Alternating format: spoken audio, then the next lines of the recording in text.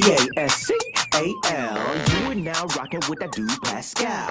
We be going wild, Haitian in the building, so original. Got the haters catching feelings. Get your hands up to the ceiling and keep them held high. Cause St. Louis isn't ready. Forget about it, goodbye. Hold on, we just saying hi. Five somebody, rise up weekdays. Catch us live, somebody. Let's go. Good morning, good afternoon, and good evening, everybody. Welcome to the Pascal Show. Hope you guys are all doing well out there. Hope your Sunday was good, restful. You spent time with some good people. Spend time with people that matter in your life. I hope it was all good for you guys. Okay, guys. Now, the thing is you guys voted. I asked you guys in the community on the community page if you'd like me to watch or do a watch party of the Letecia Stauch or Stauch. I've been hearing it two different ways. Trial. Of course, she is in our. Of course, let's just say, court of public opinion. This woman's guilty as hell, but she is on trial for taking the M of a young boy by the name of Gannon Stauch. And yes, this is absolutely crazy. I've been watching this on the sidelines for a while. The story has gotten crazier and crazier. And yeah, now it's day 13 in this trial. So yes, I know that I'm late to doing the live streams of it, but I asked you guys what you thought because honestly, wanted to hear your thoughts on it and see if this is something that you guys wanted me to cover. And so the thing is that I heard you guys. I put up a poll. About 68% of you guys from last I checked said you guys wanted me to do this and cover this trial. So we're gonna try it. We're gonna give it a shot today, okay? Because I got a little bit of time today. So we're gonna watch some of this trial and see what happened. See what happens here, okay? But obviously, there's been a lot of big moments that have already happened over the past 12 days of this trial. So we'll see what happens here, okay? We'll see what happens. We're gonna get this thing moving. Haven't done a watch party like this for a very, very long time. So we're gonna see what happens here. And we'll just keep it moving. So do me a favor though, as we get going, because this is first rodeo in this trial. And I know, let me just say this. I am not trying to take anybody else's views or anything of that sort. I understand that there are other incredible content creators that are covering this trial, have been covering this trial since day one. So I'm not trying to take any of their thunder, okay? But also wanted to check this out and watch this with you guys as a family and see where it goes from here, okay? So do me a favor, a little housekeeping. Hit that like button down below. That would be greatly appreciated. Please and thank you, all right? And of course, do not forget to hit that subscribe button. Crush it. Make it scream out your name, all right? And also, please hit that join button down below. That'd be greatly appreciated if it does tickle your fancy. One more thing, though. Hit that notification bell and set it to all so that you know whenever I go live, whenever I upload, and all that good stuff, okay? So this is going to be one hell of a trek today. So we're going to rock and roll. The trial is going to be starting here in about 4 minutes from now. And yeah, we're going to be going and getting some things going. Or we're going to be hearing some very interesting stuff. Now, I may do a live reaction to a phone call that Letecia had with the father, Gannon's father, which was absolutely mind-blowing. I listened to that over this weekend. It's about a half hour long. And to me, it just sounded insane. The amount of excuses that came out of this woman's mouth was just, well, it was surprising nonetheless. Let me just say that. And I feel like, I was planning on doing that this weekend, but at the same time,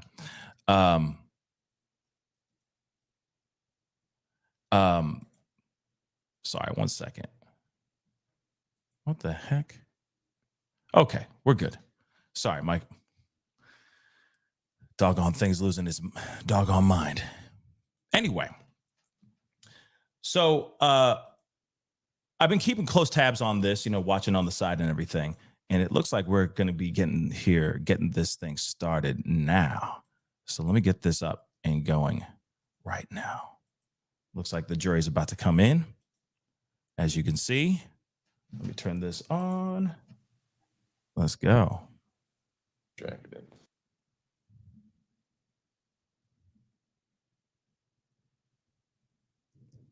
And real quick, Taryn, thank you so much for becoming a member. Welcome to the family. Appreciate you becoming a new member.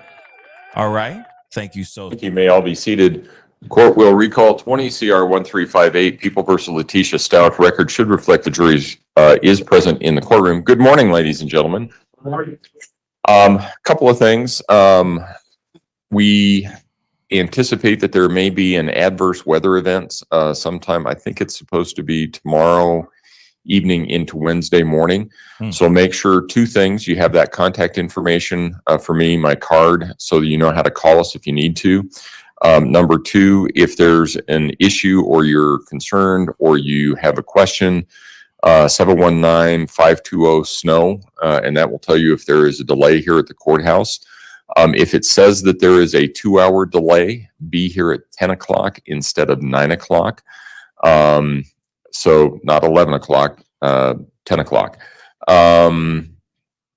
That should resolve that issue. I think it's primarily supposed to get more of the mountains and North Palmer Divide. I don't know how many of you may be up near that area, so just keep an eye on that. And then I have the question that you've all heard before. Has anything occurred since we were last together that causes any of you to believe you could not continue to serve as a fair and impartial juror in this case? If so, please raise your hand. No response. All right. When we took our break on Friday, we were in the midst of testimony from John Gruesing. I think that's where we're resuming. Yes, Judge. All right. Mr. Gruesing, if you would resume your seat in the witness stand, I remind you, sir, that you're still under oath.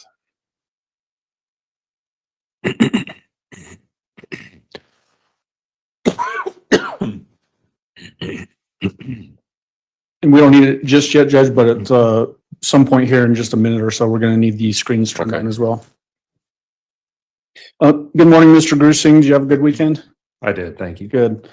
When we last had you on the stand, we had just played the portion of the video where you're talking with the defendant about the board that was found up in southern Douglas County. Do you remember that portion? Yes. And you used a word in your question, thrown, and then you got quite a challenge from the defendant. Was that consistent where she would challenge you on things that were maybe peripheral? Yes. Can you give examples of that and what that meant to you during this interview?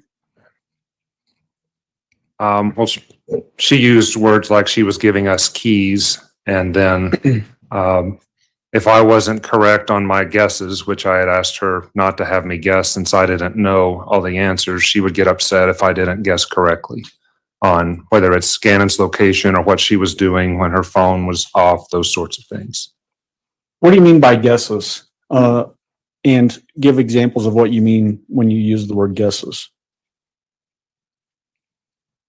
So, especially during this later part of the interview when I was asking her about the blood, more than once she would say that if I knew enough about this investigation, I should be able to say either where Gannon is or more details about what was going on that I couldn't guess too.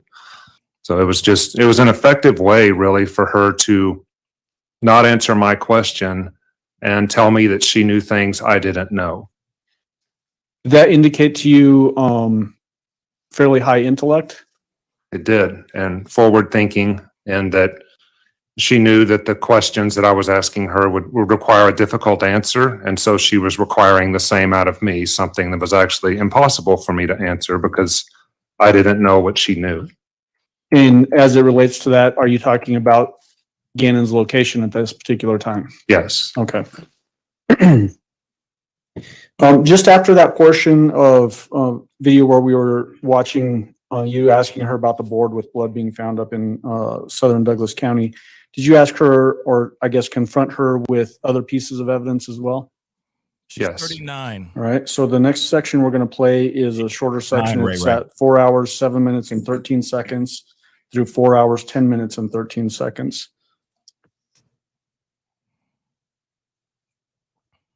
Here we go.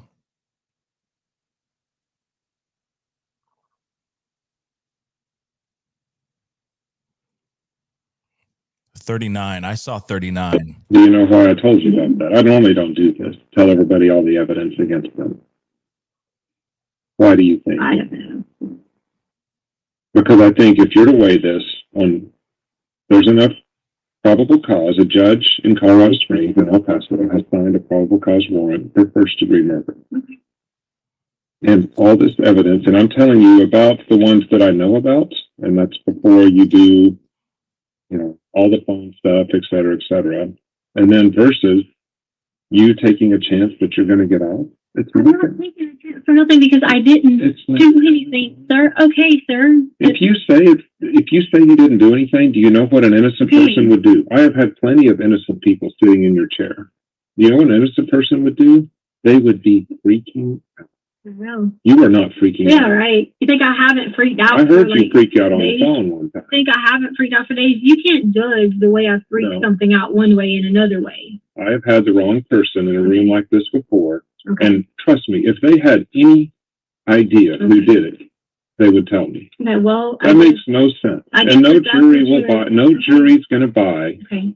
that you sit here with an answer that somebody else took Gannon, that all this head wound and all this Okay, sir. all this stuff happened in there. Do you think I don't know what I'm talking about? Sir, I never question anything. Well, that you do must, me. because you're Okay. taking a huge chance, Letecia. Sir, I'm not taking any chance How are you not taking because a chance? I know the man upstairs knows I did not do anything. Well, he's not going to be on the jury. Okay. All right, we're not going to go there with that. We're not going to go We're there. going to sensible people who we're going to present evidence in front of. Let me tell you what. There's a higher power. There That is. higher power will make sure I believe in the higher power as well. I'm glad you did. That really makes me feel a lot better. It really does. I'm serious. Because you know, But Letecia, if this comes down to common sense, I do have and these prosecutors, I'm not talking about you, I'm talking about who you're going to be sitting in front of. Okay. And if you're going to take a chance that they're not going to listen to all this evidence, all this blood, all these stories that you told about Gannon, and that you have the key to finding him and you don't do it, there's nobody else to prosecute. Okay. Happy Why birthday, don't you Calamity do this? Jane. Why am I, what else am I going to say? The easiest thing to tell me is the last time you saw Gannon. I've already told you I did not hurt you. But then what do I need to go through again the other things that might have happened to Gannon? Where did you gently place Gannon? What? I don't know how to phrase it. What are you talking about? I don't know, because I don't know where he is. If you want me to use a different verb or whatever, I'm struggling. I've got it paused at 4 hours, 10 minutes and 13 seconds. Why have you shifted tactics here to trying to now find Gannon's location as to getting descriptions of what happened to him? Well, she seems to be more reluctant to answer questions now. And she showed me with the particle board. She got upset when I said she threw it. And as I said earlier, she gets upset if I guess. So I tried different verbs like placing it, setting it, those sorts of things. And then she will settle back down. So that's why I'm trying different ways to get her to communicate to me any other clue that might have happened with Gannon. So I'm just trying yet a different tactic again. Including clues potentially towards his location? Yes. Okay. When you go down this particular path of talking about last place that she may have seen Gannon, did she give you any keys that helped find Gannon? No. And I had already asked her in the previous section who the last person was with Gannon, since she was saying it wasn't her. We had been through the angel routine. And then I was trying to see if she would push it to anybody else, and she's not. So since she's not pushing it to anybody else, she's basically saying it's her. So I just want her to say where she last saw him, whether it was in the house, whether it was at the Petco, whether it was at Palmer Lake, to give us some sort of clue of her last sighting of him. You made a statement in that section that you don't normally tell people that you're interviewing about all of the evidence. One, why do you not typically do that? We don't typically do that because we don't want the defendant or whoever we're in front of to testify falsely to something in case we give them too much evidence and then they say something they didn't do.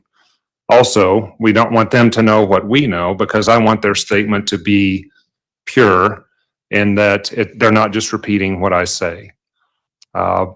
With this interview, we had gone far enough to where we would do something called the collaborative interview, to where we bring the person in with us and we share as much as we can to try to get them to collaborate and cooperate with us, since I'm working towards a solution and I'm trying to bring her in almost as an investigator to help me find out what happened to Gannon.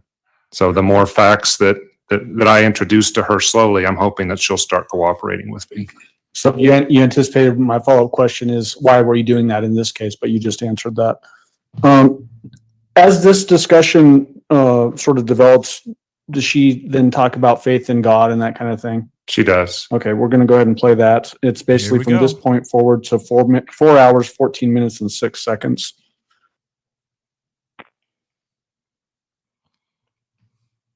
Letecia, this is all about you. You're the one caught up in it, though. You're the one with all the evidence stacked against you. Okay, well, Help yourself right now. okay, so. Why would you not? How am I supposed to know? Tell me what happened. So what happened? Well, I don't know. The way you Well, described. I'm gonna stand up for a moment. Absolutely. The wounds that you described to him don't even come close to the blood in the house. If that's what you think. No, it's not. Okay. This is what people that do this for a living tell me. Okay. Again, I wasn't there, but a little gash on his head Okay. So, doesn't explain at all that stuff that's in there. okay. But do you want to go with that? Because when you walk out of here, the last thing on record you're going to have is what you told me. And I would love to be your storyteller. Okay. I would love to tell the true story. It will help you. You believe in that higher power? I do. That's why. You What want to know about the why? truth? Do you study the truth? You want to know why I'm not sitting here like going crazy, freaking out, putting on an emotional show like I've seen people involved in this situation put on fake cries and all that? Because I know God knows. Okay. I mean, But what about the truth? You study the same Bible, the same God. It tells a lot about truth in there, and you have not told many truths in this whole thing. well, I don't know that. Guess what? But let me tell you what happened this morning when I woke up. Thank you, Taryn. When I woke up this morning, I watched a story about Ron Milton. So he started this show. He ended up like getting talked down to, bullied online, treated like crap, accused of things he didn't do. And that's where he went to the accusation part. And so he went down this whole trail talking about how accusation, how this did to him, what he had to go through, and all that. But in the end, he kept his faith in Jesus Christ. You know about the story of Paul, you know about Saul in the Bible. Okay, I can walk you through a lot in the Bible. If you know what I'm talking about. So he turned those accusations into just keeping steadfast and staying strong, and into believing God's going to do this and keeping whatever. Because, in the Bible, they persecuted a lot of Christians, right? A lot of them for things they didn't do right. But, there's a lot of stories where God made sure they were okay. So when I woke up this morning, I literally decided, God, you can take this and you can either bring Gannon home, bring him to the front step, drop him off, so that I can please never have to worry about this again. Right. You can let me stay focused on believing in you, as in him, and just the truth will come out. And it's okay, because I don't want to sit here and accuse all these people of whatever. I'm not going to turn the same accusations against them for saying this and saying that, not believing this, not believing that. I'm just going to just sit there and say, I know I did not hurt Gannon. With that, I get. So I've got it paused at 4 hours, 14 minutes and 6 seconds. Did you go on from this basically to then try to get her to tell you more details about when she last saw Gannon? Yes. All right, so we're going to jump to that section at 4 hours, 17 minutes and 18 seconds. Do you think she has mental health issues, or do you think she's just an evil person? I'm going to put a And we poll will up play here through 4 hours, 20 minutes and 3 seconds. in a second, but I just wanted Go a to different way. ask If you guys did in the something bad to Gannon. chat. I did I'm not. just saying we go if. If you did something bad to Gannon, could you ever admit it? I'm saying. I'm not going to go. This is not a trick. But I'm not going to go answer that question, because I did not do anything bad. The reason why I ask you that is the people that I've worked with are actually put in prison for life. I've told them, and I've told people, the families of these victims, I said, if you put Harold in a room and you take everybody else out, we have absolute evidence that he pushed his wife off a cliff and that he dropped a car on his other wife, and he was convicted. I said, even if you clear everybody out and you just have Harold in a mirror, Harold was a God follower, Christian like you are. I said he could never admit that he did that to either wife. Well, I'm sorry that, what's his name? Harold? Harold is that type of person. Because a God follower, I'm not judging him. I'm saying, in order for you have to repent your sins to God, okay? You have to put yourself there. And in order to repent your sins to God, it means also you have to lay them all down on the cross. And like, my sins are laid down. It is not involving hurting, harming, killing you. So I'm sorry that Harold or whatever his name is has like a different approach. Well, I think you have probably a more serious problem than Harold does. You know where an 11-year-old is, and I am here telling you we could go find him, and you are not giving us his location, alive or dead. So what Harold did was push a 50-year-old woman off the cliff. It was an awful thing, and the parents hated losing Tony. But Tony had lived a full life, as full as you can till 50. It was still tragic. Gannon's 11. Gannon, That doesn't matter age, yeah, you're right. It's tragic, right? Yeah. You just said And that. if you had the answer, you would give it to us. I don't know where he is. But you won't answer my question about the last time you saw him. Listen, sir, anything I say to you, you're not going to listen to me. You're going to take. I'm not going to twist things, Letecia. To be honest with you, I can give you speculation. Okay, like give me with everyone else. speculation. Please. I can give you I'll take speculation. speculation. Speculation is getting alive. Speculation is being with someone who is not willing to hurt him until they get something they want. Why wouldn't they make a demand then? Why would they hold an 11-year-old kid? That's more sadistic. So as we talked about, we stopped it at 4 hours, 20 minutes and 3 seconds. Why did you start this section out with asking, could she admit it? What was in your mind when you asked that question? When it's a familial matter and someone that you really care about is the person that you've harmed. I haven't yet had someone who's admitted to me that they were responsible for that harm or homicide. And so that's why you're asking that particular question? Yes. Okay. And then does it devolve back into now he's been kidnapped by some group? Yes. All right. Did you then confront her again about the blood on the wall? Yes, Does she bring up a miscarriage that she apparently had sometime prior? she does. All right, let's watch that section. It starts at 4 hours, 21 minutes and 47 seconds and goes through 4 hours, 23 minutes and 47 seconds. And Your Honor, could Mr. Allen and I All right.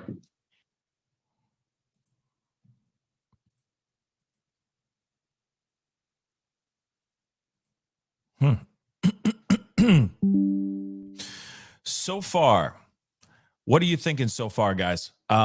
Just out of curiosity, obviously they approached the bench, so they're discussing something. But I want to know, because there's a couple different things. She could very well be having or had or is going through some mental health issue for real, or as you guys said in the, I'm reading your chat as it's going and everything. I'm seeing you guys say like she's a master manipulator. Could it be that she's trying to manipulate so that she gets the insanity plea, or so that she gets found, guilty, but by rule of insanity, so that she thinks that she can go to a better facility or whatnot? Do you think that she's using this? Do you think that she really is using her manipulating skills to come off like she's unhinged right now, even right now during this interrogation video? I mean, think about it for a second. If you know that you're about to get caught, you're getting interrogated, people are asking you questions on what happened to Gannon, all those things, what happened to the little boy, wouldn't you turn that on even more? Wouldn't you turn on that insanity that, I'm having mental health issues, I'm having a psychotic break? Wouldn't you start throwing that on, like just putting on the act? I mean, you could. We've seen countless videos of people trying to act a certain way, right? And then suddenly when they get caught in trying to act crazy, they suddenly break, right? They break the act. Obviously, if she really is this master manipulator, she's still playing that act, if that's the truth. I don't know what to take, I mean, it's pretty interesting. You know what I mean? Tracy says she absolutely using those manipulating skills. Yeah, I mean, this is the kind of vibe I'm getting so far. I mean, she does this thing, right? She does this unthinkable, heinous, heartbreaking act to this young boy. Obviously, things are starting to, the avenue is starting to go down. The people, the investigation, all that are starting to go down the road of she did something for sure. And then she starts to, as terribly as she could, tries to cover her tracks as much as she can, right? And to me, I don't know. To me, it's like, could this very well be someone who just went and lost? I mean, think about it, guys. You gotta have some sort of something off for you to be willing to do something to a child. But is that insanity? I don't know. But if she is, as Mrs. Estrada just said, if she's playing the long con, damn. She's been playing this for a long time. Like, is she a method actor or something? Damn. So I'm curious. The poll, I did put up the poll, or the question in a poll at the top of the chat. So please go check that out. Please vote. Love to hear your thoughts on this. I don't know I don't know how to take it. It just seems, let's keep it real. You gotta be you got to have something a little off in the mind to do something like this to a child, okay? To a child, ladies and germs. But then again, is that insanity? Then if that was the case, then all the other people that have taken the lives of little kids that have faced trial, faced a jury of their peers, been found guilty, could have easily, depending on the state they're in, could have easily used the insanity plea as well.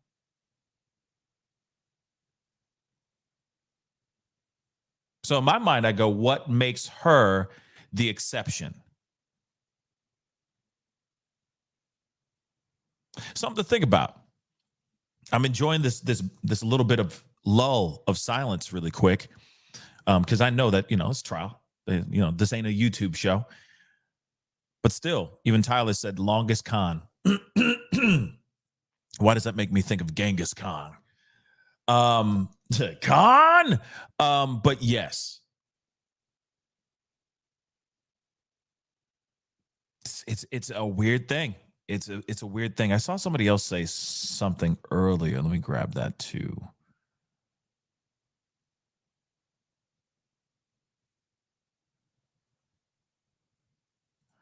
Lola Fairchild just said, I live in Aurora. And she's like a lot. She's like a lot of people I've come across here in the sense that they will deny facts to the point of looking crazy. It's very all about me here. Nobody else matters. You know what? That could be it too. I mean, you know, at the end of the day, in her perspective, let's just say this, and I'm not trying to relate or understand her, but because this is an evil human being, in my personal opinion, this is a monster trying to get out of this situation. But even in these interrogations, she is literally trying to cover her own tracks. She's literally trying to say everything and anything. There is a phone conversation that she had with Gannon's father that is absolutely mind-blowing to me. The story that she said of a woman jumping in the car with a fake pregnant belly that just got done with a robbery. I mean, it's the most insane stuff I've heard in a while from someone who is facing some serious charges. So we'll see what happens. All right. Yes, thank you, Judge. Picking up from where we left off, we were going to jump to the confrontation about blood on the wall and being compared to a miscarriage, and it's going to jump to 4 hours, 21 minutes, and 47 seconds. Sup, Harsh? He says, definitely not insane. Yeah, I'm. And we will play through 4 hours, 23 minutes, and 47 seconds. So exactly 2 minutes worth of video. You had nothing to do with harming Gannon. Why would you clean up the blood that's on the wall? So you're saying you've never had anything happen in your house and you cleaned it up? Never. Like, you've never had, like... Why would you cut out the carpet? The nosebleeds. The carpet? Mm-hmm. Say what? Because I was going to get more carpet. The carpet has nothing to do with cutting it out. It's getting smell. It stunk. I couldn't breathe. None of us could breathe. Did you say that Lena helped you clean up some of the blood on the wall? Lena always helps us clean up everything. Lena helped us clean up the light switch. Lena helped us clean up when Gannon had a nosebleed. Okay? But for this occasion, she helped with that. Now you're going to walk me back through what we've already talked about. So you're now going to go be like, oh, an 8-year-old this and an 8-year-old that. Come on. There was all the time. Gannon was bleeding all the time. He'd have a nosebleed randomly at the drop of a dime. He'd bite his fingers, bleed all the time. Would it help if I gave you a picture of the wall of what all showed up on it? Sir, that's not going to get me to say anything to you because I didn't do anything. Well, what I'm trying to appeal to, though, is, again, you weighing your options right now before we're gone. Sure. Sir. Because you're taking a big risk, Letecia. Sure. I believe in higher power. And that higher power is going to show the entire world. Yes. And when it does, she taking a nap I now? would never have to work a day in my life again. She taking a little nappy poo? And that's going to happen. What the hell is going on? Guaranteed. Because I did not hurt. I did not dispose, kill, whatever you want to call these things that you're going to name out as verbs. All of them lies, man. All of them lies. So why did you confront her with the blood cleanup and, for instance, the carpet cutout? We had talked about it before, but this is what I'm left with to speak with her about, is the evidence in the case to see if she'll move from where she was. This is insane, y'all. Were you trying to give her an opening to give you more details? Yes, and I don't remember if I had brought up before Lena's participation in this, but I wanted to see. Lena, you mean? Yeah, Lena's participation, and to see how she would react to that. Again, is it consistent throughout the interview that she would resist those opportunities when it related to the specifics of the crime itself? Yes. And again, she said she sees the pathway where these questions would be going, and she says she's not going to go there. Appreciating where you want to get to. Correct. This woman's a piece of work. She sleep. That's disrespectful as F, y'all. I'm gonna say it. From your perception, was that logical thought process? Very.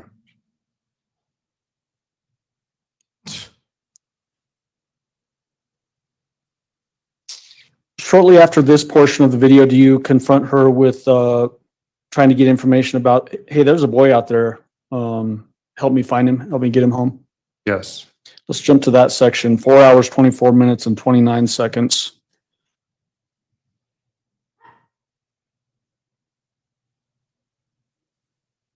And we will play through 4 hours, 32 minutes, and 50 seconds. So about 8 minutes. Judge, I'm not sure if you want to allow Mr. Gruesing to step down during this 8-minute portion. Thanks. So starting it at 4 hours, 24 minutes, and 29 seconds. And about why would you act like this when there's a boy out there? I want him home. Then tell me how to do it. I want to help you. I don't know. I don't. But see, that's where easy questions should be easy to answer. I just said I don't know. That's an easy answer. The easy answer is tell me the very last time you laid eyes on him. Where was he? Was he laying down? Was he standing up? Was he sitting? Was he walking to a car? Where was, give me your very last image of Gannon.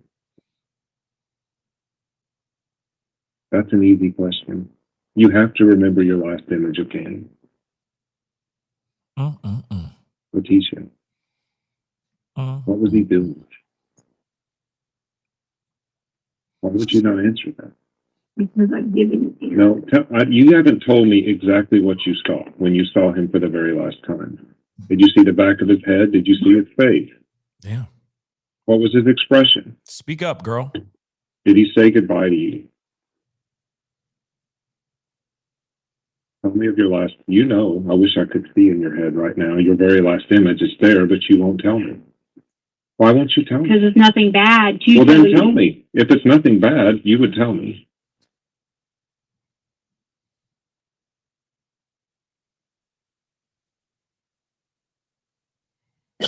Image of Gannon.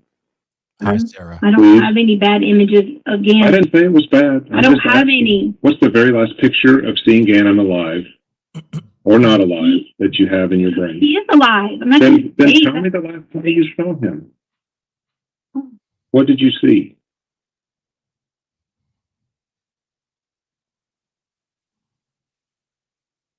Letecia, that's like you said earlier. Okay. Being a good person, you didn't hurt him, you didn't do all this. I'm repeating it back to you. Why could you not tell me then? If all that is true, you know the last time you saw him. What would that hurt to tell me?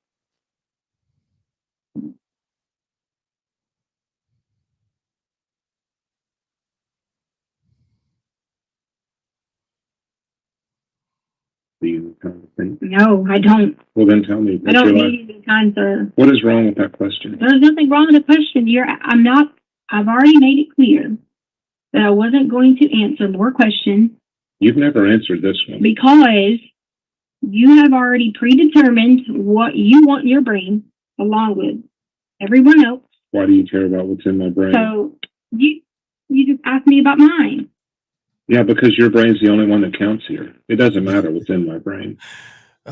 This woman's The very last time you saw Gannon. Where was he? What was he doing?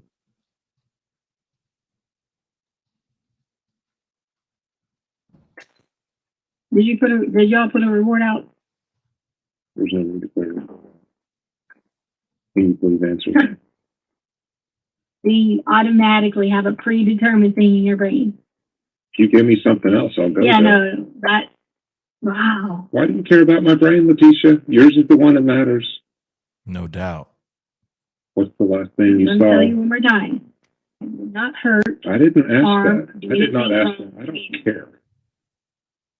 What is the last I image mean, you have of him? All these places I've been. Why don't you answer that question? Why don't you I'm just answer me? curious. Have you checked all these places I've been, and where was Gannon? Was he there? Doesn't that have to like sneaking in the brain for a little bit to say? You're going to live with it for the rest of your life, Letecia. Why don't you tell me today? I'm not living with anything horrible in my brain. I'm not. Okay, well then it should be an easy question. I've given you the answer. Of the last time you saw him? No, you haven't. Damn lies. But I'm afraid it's not the image that you want to be left with. What? Damn Sir, lies. that's not going to convince me to say something that I didn't Okay, do. then maybe it is the image. Then tell me. This, Why else would you not tell me? this is Because you keep y'all. going with the same question, and if you've already And you won't answer it. but you predetermined yourself. No. When I thought you were going to help, that was different. But you predetermined yourself. You didn't what tell to me think. what the last thing you saw was, even with your answer there. And that's fine. If you want to tell me the thing with Angel, I I'm don't not going to care. say anything other than saying Damn nice. I will. Damn right. it will Damn right, Tony. shock everyone. But I will promise you, I won't have to worry about nothing the rest of my life She's sleep. because I didn't do it. This But one- you did. What's going to come out? That you didn't tell the FBI who took Gannon, if that's your deal? How is that going to shock everybody? Okay. This girl trash. Okay. Sir. All I of didn't this. think you were guilty until you don't answer the last time you saw him. Sir, I you have- came in this listen. morning No, I did not. and you automatically thought that. You automatically thought that already. I was willing to listen if you were going to give me evidence to the contrary. But I have talked to many people who have seen someone disappear. It never goes away. That last image is Oh. gone. Well, It you never know, goes away, and you've got it in your mind, and you won't tell me. right. There's only one Listen. reason you won't tell me. You're right. People do Because have, you when people did do bad things, their images stay in their brain. You're right. Bad or good. A lot of these dads didn't know when the last time they were going to see their daughter. I mean, And they still remember it like it was yesterday, 14 years oh later. yeah, You remember the last time you saw Gannon. yeah. So tell me what you saw. Nothing negative. So tell me what you saw. I saw nothing negative. I saw nothing again. You're telling me nothing. You're saying nothing. Okay. Just tell me what you did see, the positive. Winning. Ain't that messed up, Sarah?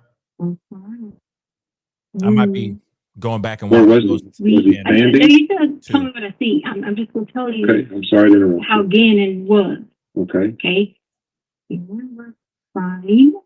Gannon, nothing was wrong with him. Gannon was happy. Gannon is my favorite stepchild. My favorite. I know everybody says they have favorites and things like that, or No if they say emotion. not really necessarily favored or whatever, but he was. Do you remember how He we was talked earlier? definitely. Remember how we always- talked earlier about when I ask you a question and you go around? I'm not answering that question. You're for you saying, you're because giving me qualities of Gannon. You're not saying what I'm you not. saw. No You're emotion. saying he's a favorite stepson. No What emotion. What did you at all. see? My Lord. Was he standing or sitting? I didn't do anything to Gannon. I didn't say you did. I said your last memory. Okay, well, I didn't do anything to Gannon. So, Do you have it in your mind right now? no, Seeing him for the last time. well, it's not going to be the last time. But The last time you saw him. Do you have that? Do you have that picture in your mind? She said favorite child. Yes or no? Hey, I know you're really good at what you do. I appreciate that. I know that, but I didn't do this. This is Well, why don't you tell me the answer to that question? Because you It's want. not- I'm not. Why would I'm I not con- answer questions for you? But that is not a hard question to answer. I'm not saying did you kill him. I'm not saying did you put him in a forest. I'm not saying did you put him in a dumpster. This is just your last image. You've got to have it. My images are happy lives. I'm That's done, what it Nicole. will That's not always what you be. see in your brain. Okay. Well, see, now you know my brain. Yes, I know. Okay. You have an image of the last time you saw Gannon. Okay. If you didn't hurt him, why won't you tell me? I already told you I didn't hurt I it. know, but if you didn't, why would that image be a problem for you? I don't have a problem with anything. Then tell me. I'm not accusing you of anything, Letecia. Just tell me the last time you saw him. Can y'all hear me? Hit the number 1. At the very beginning, I'm sorry. Not up yet. Oh. You go ahead. I'm going to ask the empty chair, Judge. Okay. I just have the volume. The up voice so from high. behind me would have been interesting. So it's overpowering. Mr. my Gruesing, microphone. at the very beginning of this portion of the Thank you, guys. video, you start out with easy questions and easy answers. What was your purpose of that statement? What do you mean? Easy questions, easy answers? Well, easy Thank you, questions Doug. should be easy to answer, basically. Yeah, again, if she's saying that she's innocent of this, then the questions that I'm asking should be very easy for her to Exactly. answer. Exactly. Did she give you any of these easy answers? No. Again, here, it appears that you're sort of pushing back when she's saying, well, what's in your mind? Did she appear to be throughout this entire interview preoccupied with what other people were thinking about her? Yes, and that was consistent with the phone calls. And what I'm trying to keep her from doing is manipulating her answer to see what I want to hear. I just want to hear what she wants, what she knows to be true. This whole issue about did you all put out a reward, that kind of stuff. This entire section, was this another example of her deflecting away from the thrust of information you're trying to gather? Yes. Right after this, does she then actually challenge you about, are you going to find Gannon? Yes. All right, let's watch that portion. Basically, from this section on through 4 hours, 35 minutes and 56 seconds. So just a couple of minutes. So if you're okay sitting there so I don't ask an empty chair questions. This is an easy question compared to all the other ones we've done. Please.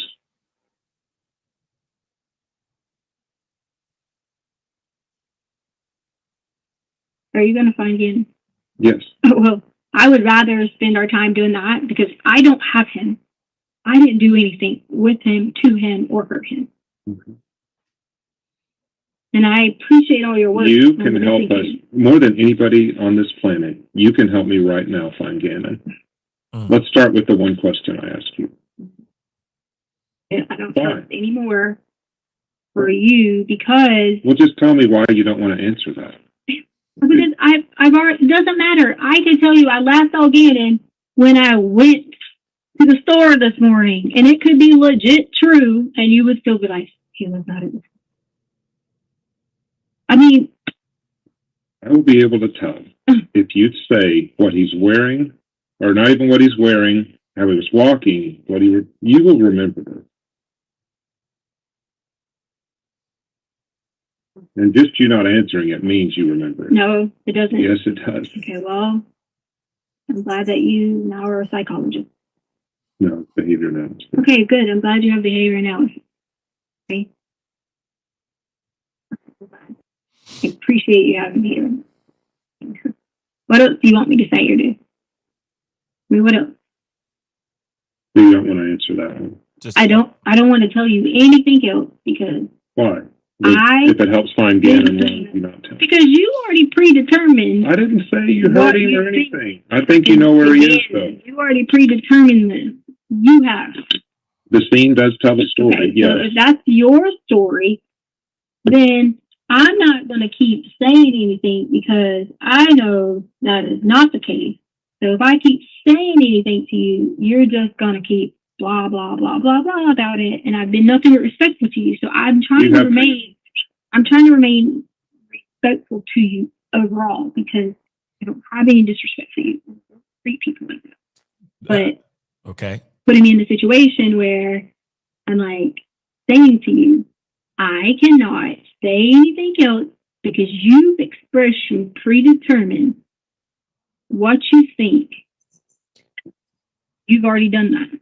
So no matter what I say, I legit could take you right to Gannon and he would be standing there and you would still say to me, well, that's not him. Or you would say something else. Just Do you know how good that would be for you? Oh, trust me. Yes. Then why do you care what I You know think? how good that would be for me? Absolutely. Why do you care what I think? You should not care at all what I think. You said I wouldn't think. If you could take us to Gannon right now, that. So, Man, crazy. this idea where she's saying she doesn't have him, did you later learn that that was actually a true statement? Yes, because of where Gannon was ultimately found? correct.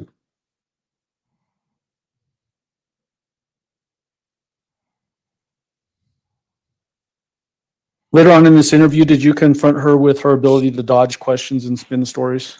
Yes. All right, let's jump to that section at 4 hours and 39 minutes and 33 seconds. Bless you.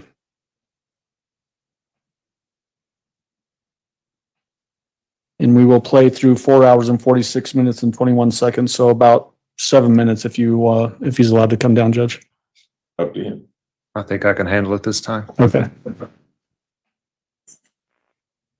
You've got away with spinning stories and dodging questions your whole life. So now you know me my whole life. I can look back a little bit. I don't know you when you were 5 or 13 or 16. But I think something bad happened and you've been able to avoid trouble. But that doesn't happen in this case. Okay, sir. These stories that you told are much worse for you than if you had just said, the best thing you could have said is, Gannon just went, and that's it. I'm not saying anything else. Mm-hmm. But you describing all these injuries to him, even to us today, is awful. There's not injuries like that. Yes, you talked about it. Head. There's all the time. You raise children and they never got hurt. Like they never. Not all on the last day they're seen alive. Was. You're making it out to be like some whatever. That's not even how it was. Tell me how it was then. Gannon and I are very close. Okay. But see, that's what you don't do. You Right. say generalizations when I ask you, how was it? And Why? I don't even know what you're asking me. the injury that caused that pool in the corner. It's not a little scratch on his Okay, why head. don't you test it and see what day it came from? If that's what you're telling me, why don't you test it and see what day? So it didn't happen on Monday. No, I'm It happened on asking you. Saturday. I'm asking you. You are the one who are telling me, no matter what I say, you're telling me it's your way or no way. So why don't you tell me? Well, I'm saying it's a significant enough injury that he was not going to be normal after that. No. Yeah. Oh, God. That's what they told me. Okay, well, that is awful that people aren't normal after anything like It's that. a significant Because I had injury. puddles of blood. Remember that I had We're not puddles of talking blood about you. We're talking about I know. 11 years. that I did, and there was no significant injury that I died. Do you not find that coincidental? Right. The What? blood on the wall and by his bed. The and on the blood, mattress. the blood that you or your team allowed people to be in the house. That has no Okay. bearing on it. Okay, well, if it doesn't, then okay. It doesn't. Okay, so, okay. Maybe check one of them. Are you ready to tell me that? Maybe check one of them. Because I bet you they can tell me the last time they saw Gannon, even though it was that's not months the before. question. I bet Al can tell you the last time he saw Gannon, even though he didn't know that was going to be the last time. I guarantee you he's got an image of Gannon. You were the last one with Letecia. Okay. What do I need to say to help you? I'm serious. You do not want to help me. Yes, I do. No, you don't. You want me to tell you what you want to hear. That's what you want. No, Yes. I have never wanted people to tell me what I want to hear. If it doesn't lead me to finding Gannon or the truth of this matter, I could care less what it is. Like I said, most of the time, I'm wrong. I have to have people like you tell me the truth. You didn't have anything to hide. You tell me your last Don't image of me. have anything to hide. Then tell me. That's not a guilt or innocence question. Just your last image of Gannon. Okay, now you don't have to tell me the last time you saw him. Just your last image in your head. What's the last image in your head you have of him? No?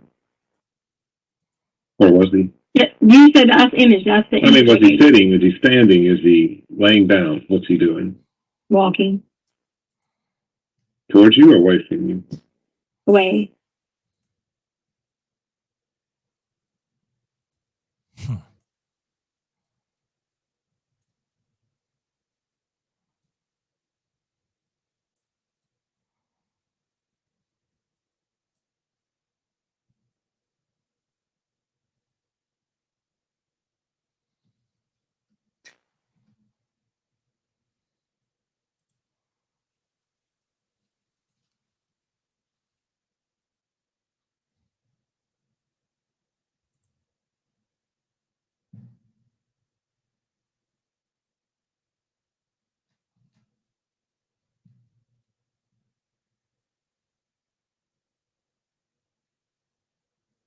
That's interesting.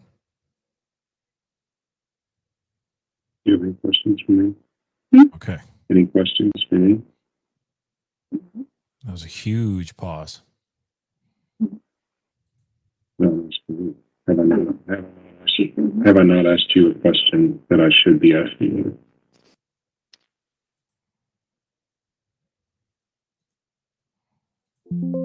Anything?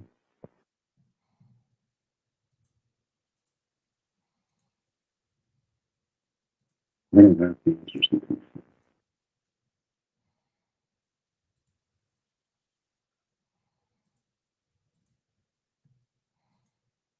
No, I feel that I can't talk about it now.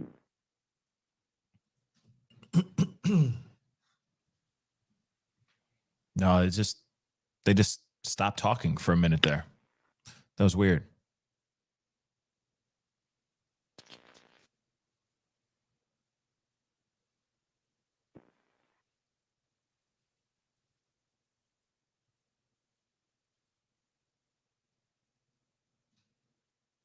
Very weird.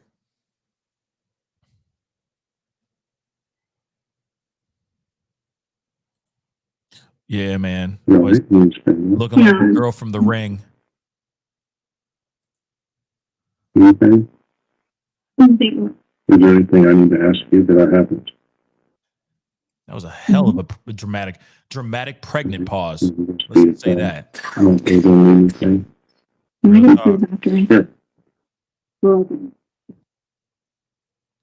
I'm serious. Looking like the girl from The Ring. Looking like the chick from The Ring. I don't care. Evil ass. Let's pause now at 4 hours, 46 minutes and 21 seconds. That was odd. As to when you both leave the room and are off camera, what happened outside in the hallway? I believe she went to the bathroom. Do you then come back into the room with her? We might have opened the door, but I don't think we do any more interviews in this room. Okay. Why'd you go down this path of confronting her with dodging questions and spinning stories? We had talked about it before, and she had told me that she has done that in the past, as far as talking in circles, dodging questions, and I just wanted to bring that back around. Something that she had told me to see if we could go straight forward just once with this last image question I had. Did she ever give you a straightforward answer to the last image in her head? No. Throughout this long interview, did she exhibit that same sort of trait of dodging questions or spinning stories? Yes. I forgot That's about appeared to you in your perception to be a calculated move on her part. Yes. Your final contact with her is back in this room, and it starts at 4:47:43 and then goes through 4:49:17. We'll jump to that now. That is a special kind of woman. Let me tell y'all. This is a special kind of woman. Yeah, I said The Ring. Yeah, Lola. Looking like The Ring having ass. Just straight up evil. Woman's crazy, y'all. Again, like I said, you're going to have to go to whatever jail that holds you in. Colorado's got the warrant, so they're going to transport you. Okay. Do you have anything else for me? I think we've talked a lot today, but if you have something you want to say, I'll sit here for another 4 hours. Where's the one? The warrant's in the system. It's in the IC is what they call it. That's what they picked you up on today, was the arrest warrant. Okay. So you're going to be going back there. Anything else? First degree murder for Gannon stuff. That's what I was trying to come in here with you to help you. If we find Gannon, that makes a big difference. We'll let you go. If he's alive, you might as well try it. I can't speak for the district attorney. I'm not an attorney. I'm an investigator. If he's alive and you can get us Gannon, yes, good things will happen to you today versus getting shipped back to Colorado. Can I talk to you about that?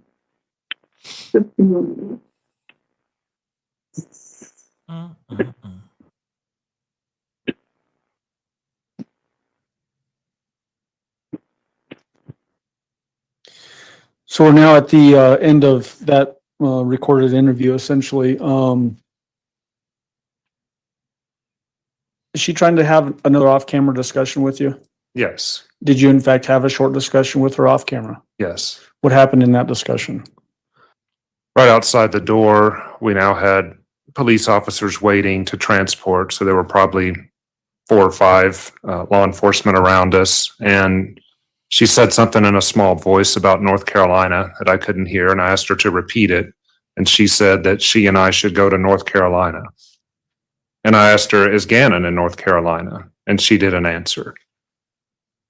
Was that basically the extent of that interaction? Yes, what I recall. Okay. In looking back at your, even your recorded phone calls that we've heard throughout this trial and in this long interview, are there any, I guess, regrets that you have as to your approaches, ways that you may have been able to get more information about what happened again? She brought up Quincy Brown to me, I think within an hour or so of our interview. And then she said if something to the effect of if I wasn't going to talk about that, then it wasn't any use going forward. And in looking at the phone calls with Al, that's where she described most of Gannon's injuries, or a lot of them. And looking back and playing it through, maybe I should have gone more down the Quincy Brown angle to see if she would have been willing to disclose more things. That's the only thing I can think of. The short portions that we didn't play through your direct examination here, were there any surprises in those portions that are different from the stuff that we saw in the video that we did watch? No. Did she act consistently in those portions to what we saw here? Yes.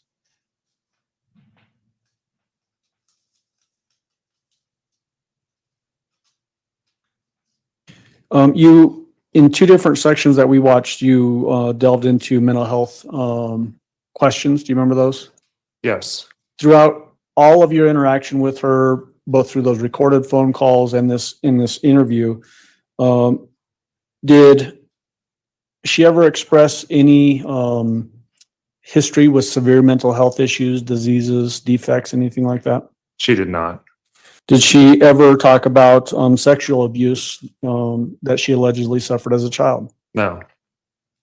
Did she ever point to specific people in her life, family, that she alleged carried out sexual abuse against her? No. Did she ever give you any descriptions of any commitments to hospitals? No.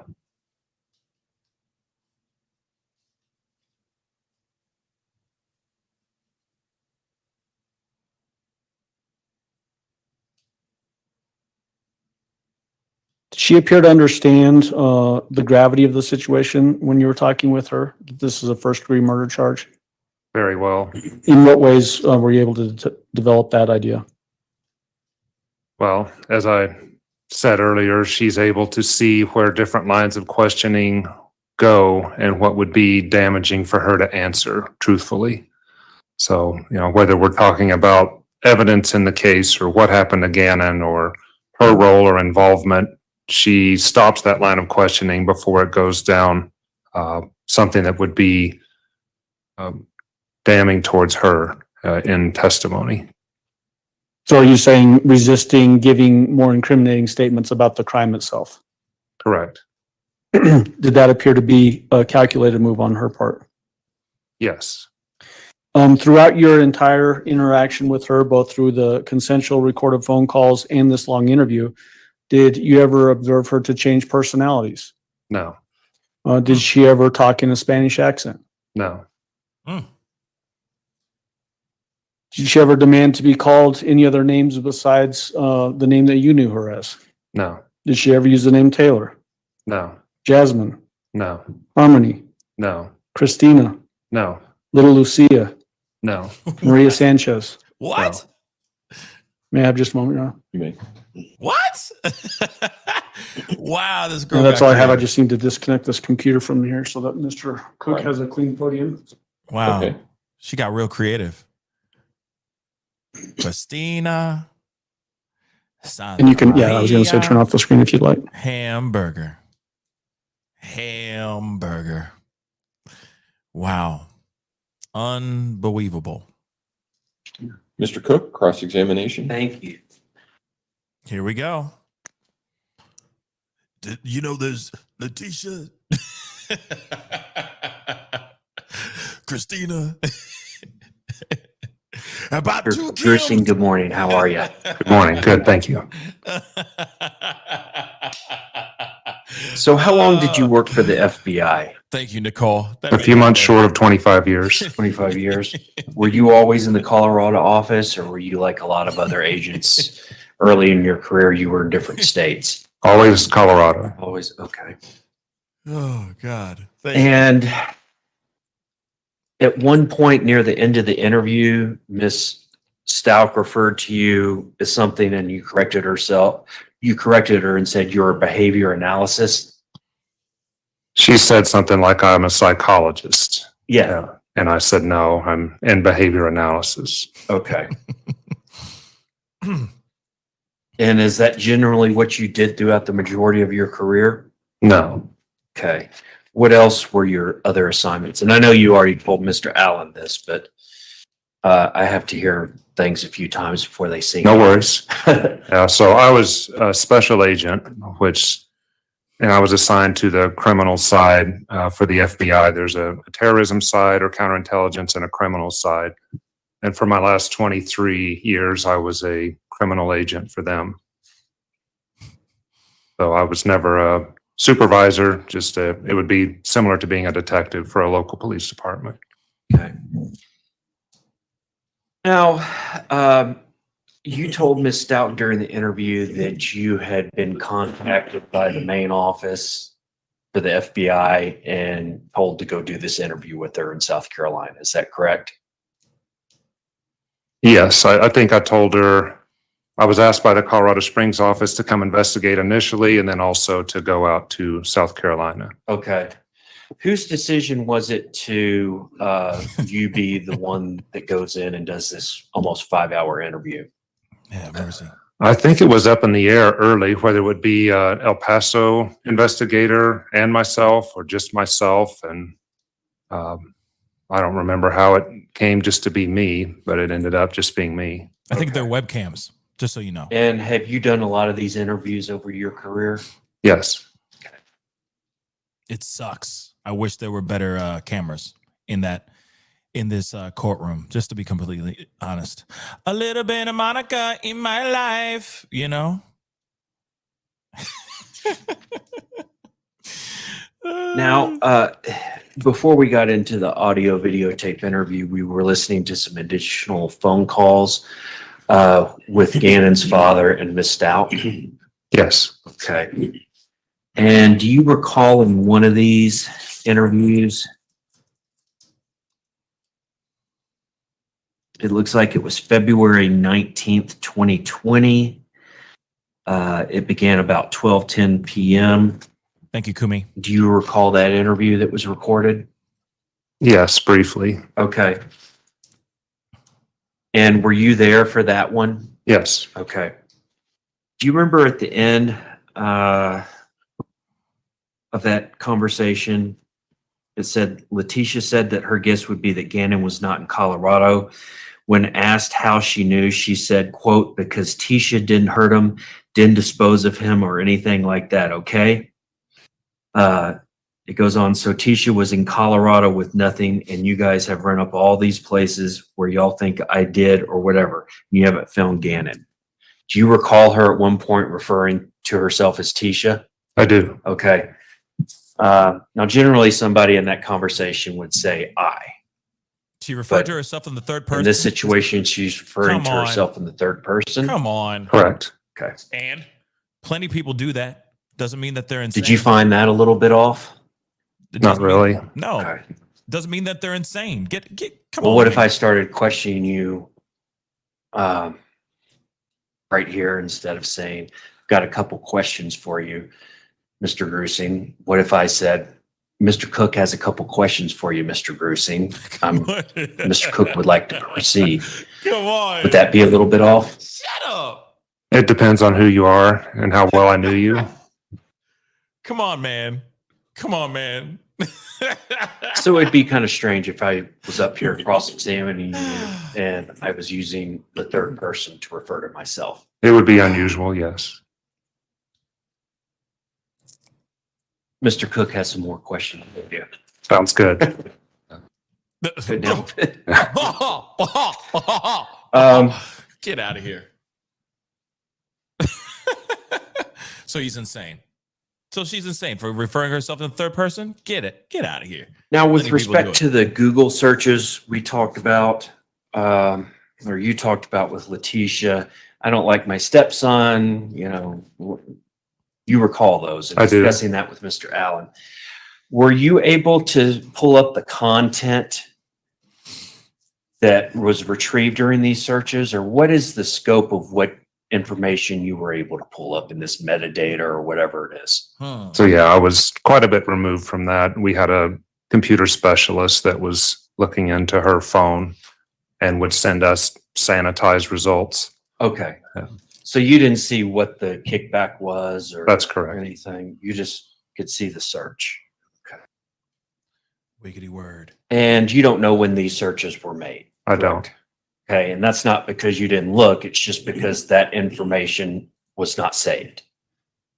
Yeah, I was told they didn't know when you're talking about when her actual search happened on her phone. Yeah. When she, Googled in, I don't like my stepson. What do I do about it? Like if that was in 2018 or was it? Correct. Yeah, it was no timestamp date was given to me for those searches. Okay. So some of these searches could have been January 27th of 2020, and some of them could have been in 2018, or some of them could have been actually after January 27th. Correct. But before the phone was seized. Yes. Okay. Are you aware of any searches coming back saying, what do I do if I don't like my stepson? And the answer being, stab him 17 times, plunge and force, strike him 4 times in the head and shoot him in the head? No. It'd be some pretty bad advice, wouldn't it? That would not be good advice. You're right. Now, sometimes, how many different stories did Miss Stout tell? I hear at one point you said you were asking her on the video and told her that she's told you about 7 different stories. Do you recall that? The Ring. Yeah, I think I was throwing out an approximate number. Okay. And then Mr. Allen asked you one time, and he said you can't even count how many stories she gave. Yes, because he brought up variations of stories, which would legitimately count as another story. So, Okay. Yeah. But we're not talking about an infinite number of stories. I mean, you could go back and correct. Basically, We there could count was- them up. yeah. Yeah. I mean, there were, between 5 and 10 main theme stories we're dealing That with. sounds correct. And one interview, something may change a little bit, but there was 5 to 10 main theme stories. Sounds right. Oh, that's very sweet, Kumi. I really do appreciate that. Thank you. Thank you. I guess I should Now- do these watch parties more often. Dag nabbit. During some of the interviews, Miss Stauch or Letecia, Thank you. she seemed like she made a lot of eye contact, was pretty engaged near the beginning. Do you recall that? Yes. Okay. And then there was a part for about 30 minutes or so in the middle where she didn't even look up. She hung her head the whole time. Do you recall that part? Yes. And her voice was a lot lower.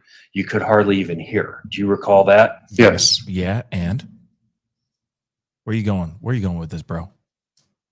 That's it? That's the question? Is almost 5 hours a long time to be in an interview room like that? Come on. It just depends on the situation. Are you serious, bro? Haven't you seen any cop movies? What was your goal when you went into this interview room with Letecia? Was it to find out who Gannon was? Was it to get a confession to be used to prosecute her later? Both? I mean, what was the actual game plan when you went in? Yeah, probably both. I would say primarily is to find what happened to Gannon. And as she had spoken with Al on the phone, that she had given hints or clues, and even if we were to get some of those, that would be worth the 5 hours. I think so, Tracy. I think this is first And one. would you say that you came away from this interview as far as getting the confession and being able to find Gannon more or less empty-handed? It went about as I expected it would. And you weren't able to get enough information or any information out to be able to locate Gannon? That's correct. Whoa. Thank you. Thank you, Bad Girl. I really do appreciate it. Keep fighting the good fight. All victims need their voice heard. Sending blessings to you and yours. Justice for Gannon. Thank you so very much for the 50. Holy cow. One more time. Just because it's the highest in the room. Thank you so very much. Can I have just a second, Your Honor? He needs a second to figure out what the hell he's talking about. That's all he's doing. We don't know what he's talking about. You know, when you refer yourself in the third person, doesn't that mean that you're insane? Doesn't that mean indicate insanity? Sir, don't you agree? Doesn't that mean you're just going knucking crazy? I think that's all I have. Yeah, that's all Thank you you, got. Mr. Gruesing. Thank you. Yeah, sit down. Sit your ass down. Thank you so much. Infinite Inspirations. I really do appreciate it. Thank you for watching in the office right now. Trust me, I'm going to try to keep it clean as much as I can, but try to keep it entertaining for the most part. That was the worst. Mr. Gruesing, you were asked about the references that the defendant used third person to say her name. Yes. Have you been around other people who are self-absorbed who also talk about themselves in the third person? I have. Does that indicate in your mind any concerns about mental health capacity? No, Did that cause you any concern about this defendant as to her mental health capacity? it did not. Mhm. Did it indicate in your mind that she was exhibiting a separate personality No, or acting as a separate person? no.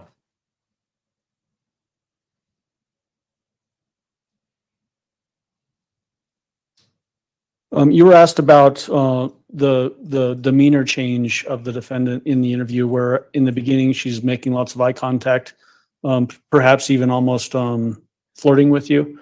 How would you attribute her demeanor at the beginning? Conversational. I would even say hopeful on her part that she might be able to provide me with a story that I might take away. So Maza, you might need help. Potentially hoping to manipulate your involvement in the investigation. Yes, sustained. You can rephrase. Sure. Any other indicators for you as to what she may have been trying to get done there? Yes, as I told her throughout, she was more concerned about what I was thinking than telling me what was happening. And she continued to do that throughout the interview, and I continued to admonish her to just tell me what she knew, not what she thought I was thinking. Okay. You were asked at the very end of the cross-examination, did you come out empty-handed in this interview? Did you actually get useful information out of this interview? Yes. Can you tell the jury what Really? useful information you got out of it? Yeah. Well, Letecia continued to exhibit no concern for Gannon as she did in the phone calls with Al. Anytime I would try to speak with her about Gannon, an 11-year-old being missing, however I could phrase that, she would turn it back around to herself. Even at the end, she was saying about, instead of him being found, it's her being exonerated and people would be sorry. Everything focused around her. And that's why her referencing her in the third person was not a surprising thing to me. As far as coming out empty-handed, her not being able to articulate a last image of Gannon was very indicative that image was awful, and I told her that multiple times. So to me, I didn't come away with a confession, but I came away with more of a certainty that something really bad had happened to Gannon and that she had witnessed it. As you saw, I probably asked her 30 times, maybe more, about her last image and gave her multiple outs. And the other thing that she kept not wanting to accept is that this was an accident. And normally in a case like this, a person who has last been with a loved one, whether it's accident or something homicidal, they will accept accident, and she would not accept that. And then what about demonstrating her ability to recall? Were you able to develop that as well? Her ability to recall, Information. yes, anything that was not inculpatory towards the disappearance and homicide, she could recall easily. Dates, times, movements, homework, those sorts of things. It was pretty easy for her to articulate those. Was it your perception that she was refusing to recall data as to what actually happened to Gannon? Yes. Was that helpful towards the investigation? Yes. Were you able to develop information about her intellect, her ability to communicate, and that sort of thing? Yes. And why is that helpful towards the investigation? That she is a articulate, intelligent, perceptive, and intuitive person. And that also helped her evade law enforcement while we as a team were trying to find out what happened to Gannon while she was even still in Colorado. Just seeing her organized thought patterns there and how adept she was at shifting and deceiving and using some sort of alternative mechanism, it showed us that she was able to carry out what we thought she was able to carry out, and that is hide Gannon when there were multiple people looking for him. What about the her lack of any prior mental health concerns? Was that helpful towards the investigation? Yes. Why? Because we saw that she knew what she was doing. And we saw that even in her own words, she made this a 3-day ordeal, saying it started on Saturday, it went through Sunday, and there was all sorts of planning and premeditation involved, whether it's the call in to the school or not using her phone, using Gannon's phone. She explained to us that this was a prolonged event. Okay. Thank you. That's all I have.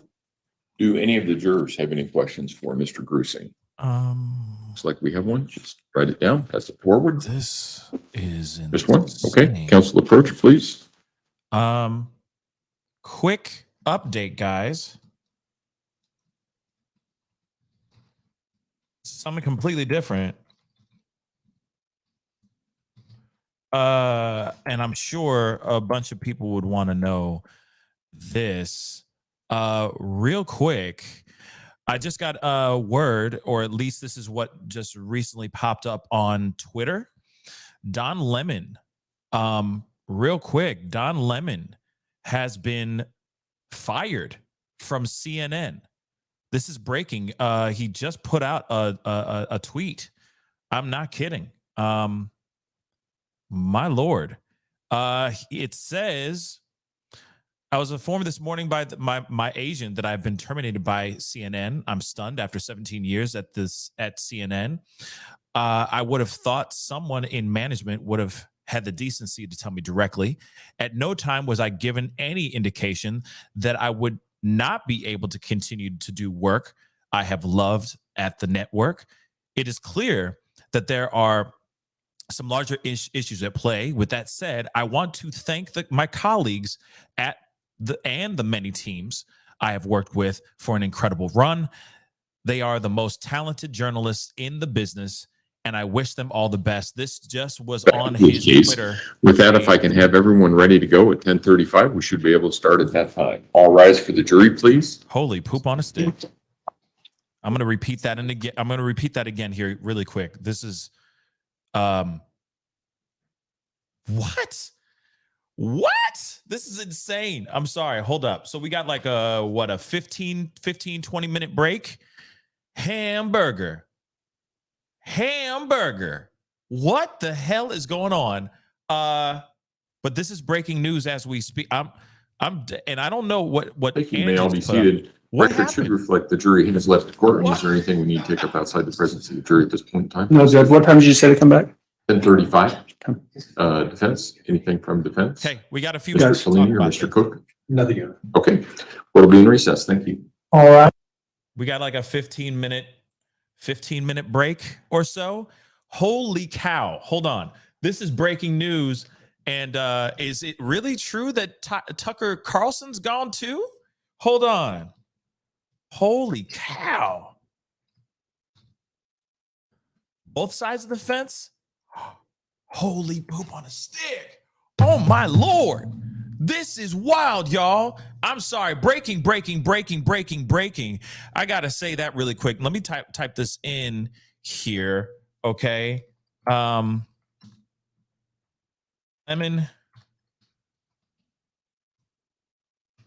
Wow. Lemon and Carlson fired.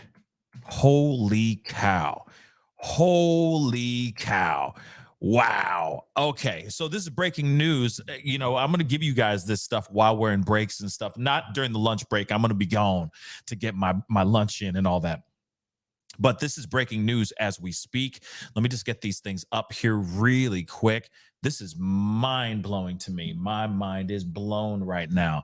Two big, huge pundits on two huge networks, both fired on the same day? What the hell? Both of them on both sides of the spectrum, y'all. Both of them. So no matter how you feel about Don, no matter how you feel about Tucker, okay? Because we all have our feelings about both of them. Let's take a look at this. We just got this, and I'm going to repeat it again. He posted this on his twits. Okay? This is Don Lemon's Twitter. Breaking news, guys. Okay? Breaking news. Tucker Carlson and Don Lemon have both been axed from their own respective news channels, news stations. This is mind-blowing. So let me take a look at this. And it says right here, I was informed this morning by my agent that I have been terminated by CNN. I'm stunned. After 17 years at CNN, I would have thought that someone in management would have had the decency to tell me directly. At no time was I ever given any indication that I would not be able to continue to do the work that I love at the network. It is clear that there are some larger issues at play. With that said, I want to thank my colleagues and the many teams I have worked with for an incredible run. They are the most talented journalists in the business, and I wish them all the best. 17 years, y'all. 17 years. Don Lemon is no more, or at least on CNN. And let me tell you this, though. Let me say this. Even though, you know, I'm sure, because as you see, people are losing their minds. I mean, it just got out. It just came out. So this is breaking mother-loving news. And let me tell you this. It's all good. Like, I know that it's shocking. I don't think it's cool how he was terminated. If this is how they're saying he was terminated, it's not great news. Let's be real. It does hurt. But at the same time, there's plenty of other news stations out here that would be more than happy to have him on their channel. I mean, whether you like him or not, no matter what, this is still incredibly shocking news. Okay. My mind is absolutely blown when it comes to this information. Okay. Absolutely 110% blown. Okay. Now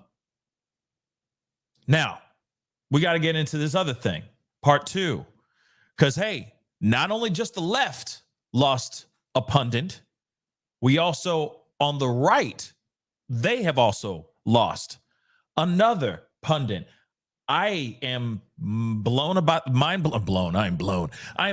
blown about this one too. So quickly, let me show you guys this too. Okay. Tucker Carlson is leaving Fox News. What? Hold on. Let me see if he actually put in a tweet. Yeah. Don Lemon is gone. Don Lemon is gone. He has been fired, y'all. This is not a lie. I thought it was a joke, but that is true. He is gone. He put this up on his own Twitter. Okay, let me throw that up one more again so you guys see both sides of the spectrum, of the political spectrum. Both huge names have been axed. Both of them. Okay, so hold on. Let me get into this, and I wanted to see if there was maybe he tweeted something. Maybe he tweeted a comment or something like that, because this is crazy, yo. This is crazy. I'm wondering if he said anything. Let me see. I mean, he hasn't tweeted anything since 3 days ago, allegedly, if this is his real Twitter. Nah, so far, nothing. But let's get into this really quick. Let's get into this. Wow, Tucker Carlson gone, y'all. And I'm sure there's a lot of people who are rejoicing on both sides of the spectrum. Some people are like, yay, you know what I mean? And then with Tucker, a lot of people are going, yay, too. And then some people on both sides are just absolutely shocked. No matter what both sides are, it's absolutely shocking, both of them. Now, I will say this, though, really, really quick, when it comes to Don Lemon, okay? When it comes to the Don, okay? Don Lemon right here, okay? When it comes to Don Lemon, let's be real. He had been mucking up for a little bit. He's been saying things he shouldn't have been saying on certain shows, the morning show that he had, all that stuff. He's been doing some very unsavory things behind the scenes with some of the co-stars of the morning show that he was a part of and all that stuff. I feel like he got knocked down from his morning show, or not his morning show, from his nightly show. He got knocked down to he got knocked down from his night show to the morning show, and I think for a reason. I don't think his night show, his personal show, was getting a lot of the love that it used to get.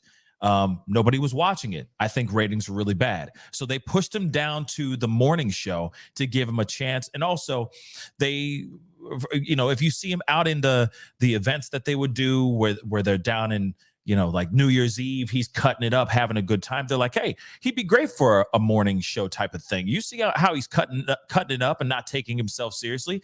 It'll be great with him, with a panel of other anchors, and it should be a good time. He'll be perfect for this, and we'll see how he does there. He does the morning show, and guess what happens?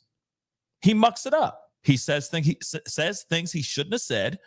He said something about some woman's shelf life and how, she's past her prime and all that. That's where it all went tumbling. I think that was the third domino to go down. Let's keep it real. And then, of course, all the other BS and all the drama that was going on between him and some of the other anchors on the show, where he was acting a fool, a lot of diva-like stuff that was going on that he was doing. Boom. He was showing his ass. I'm sorry. The diva attitude caught up with him. Okay? Period. Diva attitude caught up with him. Now we got to get into Tucker Carlson. Okay? Tucker Carlson has been he's been left. Not left politically. He's been left from Fox. I think it's a varying degrees of many, many different things, but let's get into this. And again, some people will be like, this is a great news for Fox. And some people go, no, he was fighting the good fight. Dagnabbit. So let's see. So, come on with these ads. And we got what? 8 more minutes. So let's rock and roll. Says Fox News Media and Tucker Carlson have decided to part ways. The network announced in a statement on Monday. Carlson's final broadcast of Tucker Carlson Tonight aired Friday. Okay, the show Fox News Tonight is set to air as an interim show led by rotating hosts until his successor in the 8 p.m. time slot is named, Fox News said. So they said Fox News Media and Tucker Carlson have agreed to part ways. We thank him for his service to the network as a host and prior to that as a contributor. Tucker Carlson joined Fox News as a contributor in 2009 and served as a co-host of Fox and Friends Weekend from 2012 to 2016. So his eponymous nightly show debuted in November 2016. He moved into the 8 p.m. slot in April 2017. So news of his departure, and I knew it was going to be about this. So news, and I'm reading this just cold turkey. So, but I had a feeling it had to do with the Dominion situation with Dominion. Okay, so news of Carlson's departure from Fox News comes days after the network reached almost $1 billion settlement. Okay, more than $250 million settlement. Let's just say that with Dominion Voting Systems, the voting technology company filed a lawsuit against the cable news giant in March 2021, accusing it of knowingly airing false statements, claiming Dominion helped rig the situation in 2020, because we can't say those things anymore. Okay, on this platform, the company specified 20 broadcasts that it said were defamatory, including a January 26, 2021 episode of Carlson's show featuring Mike Lindell. Dominion and Fox News reached a settlement agreement just before lawyers for the two sides were set to deliver opening statements in Delaware State Court. The company's lawsuit against Fox laid bare the behind-the-scenes discussions taking place among Fox top executives, producers, and hosts. Carlson among them, after President Joe Biden was declared winner of the 2020 election. Very interesting.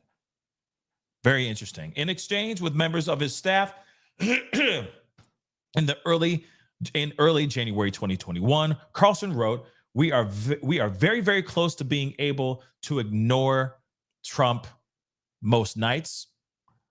I truly can't wait. I hate him passionately. What?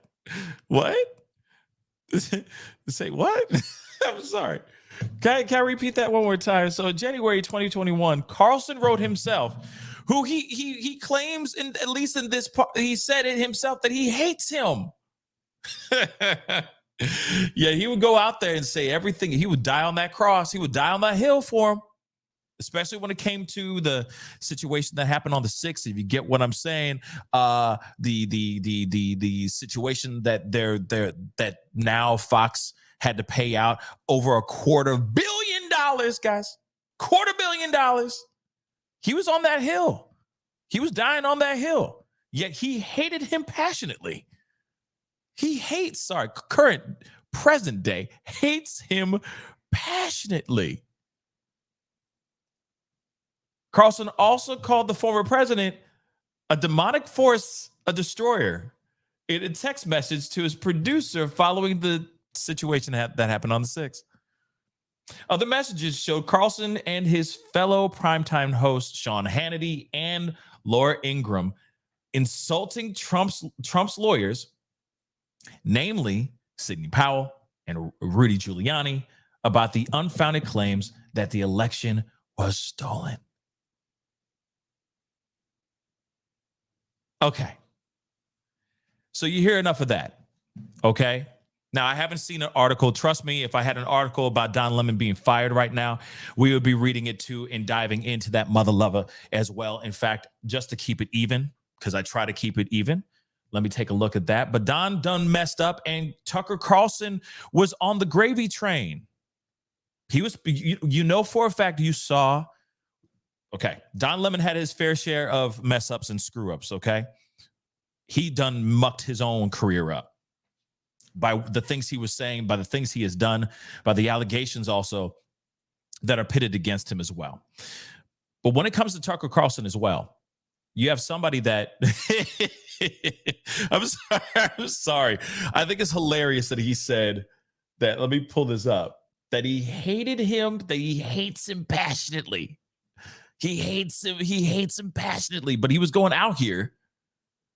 He's going out here saying things, putting out videos, putting out content on his show. Like I said, he was on the gravy train doing whatever he needed to say because that's what Fox is telling him to talk about. You see what I'm saying? Fox is going, yo, you are going to talk about this. And even though he says we are very, very close to being able to ignore Trump most nights, I truly can't wait. And I hate him passionately. Them be strong words, y'all. Them be strong words. Okay? Especially when you see him on the show and it's and his stuff. Okay? The content in which he puts out here. Okay? Let's keep that real. Now, let me see. Apparently somebody said, Zachariah just said, wait, no, that's not the one. There it is. Reuters published. Let me see it. Thank you so much, Zachariah. These two done mucked up their own careers. And what's crazy is you also have proof that Fox News was putting out false narratives out here about what happened in 2020 in that situation. Okay. And then you have the people in which Fox News, their actors, their paid actors are going on to these shows and pushing that narrative like crazy. Before the thing that happened on the 6th. Okay? Let's see. But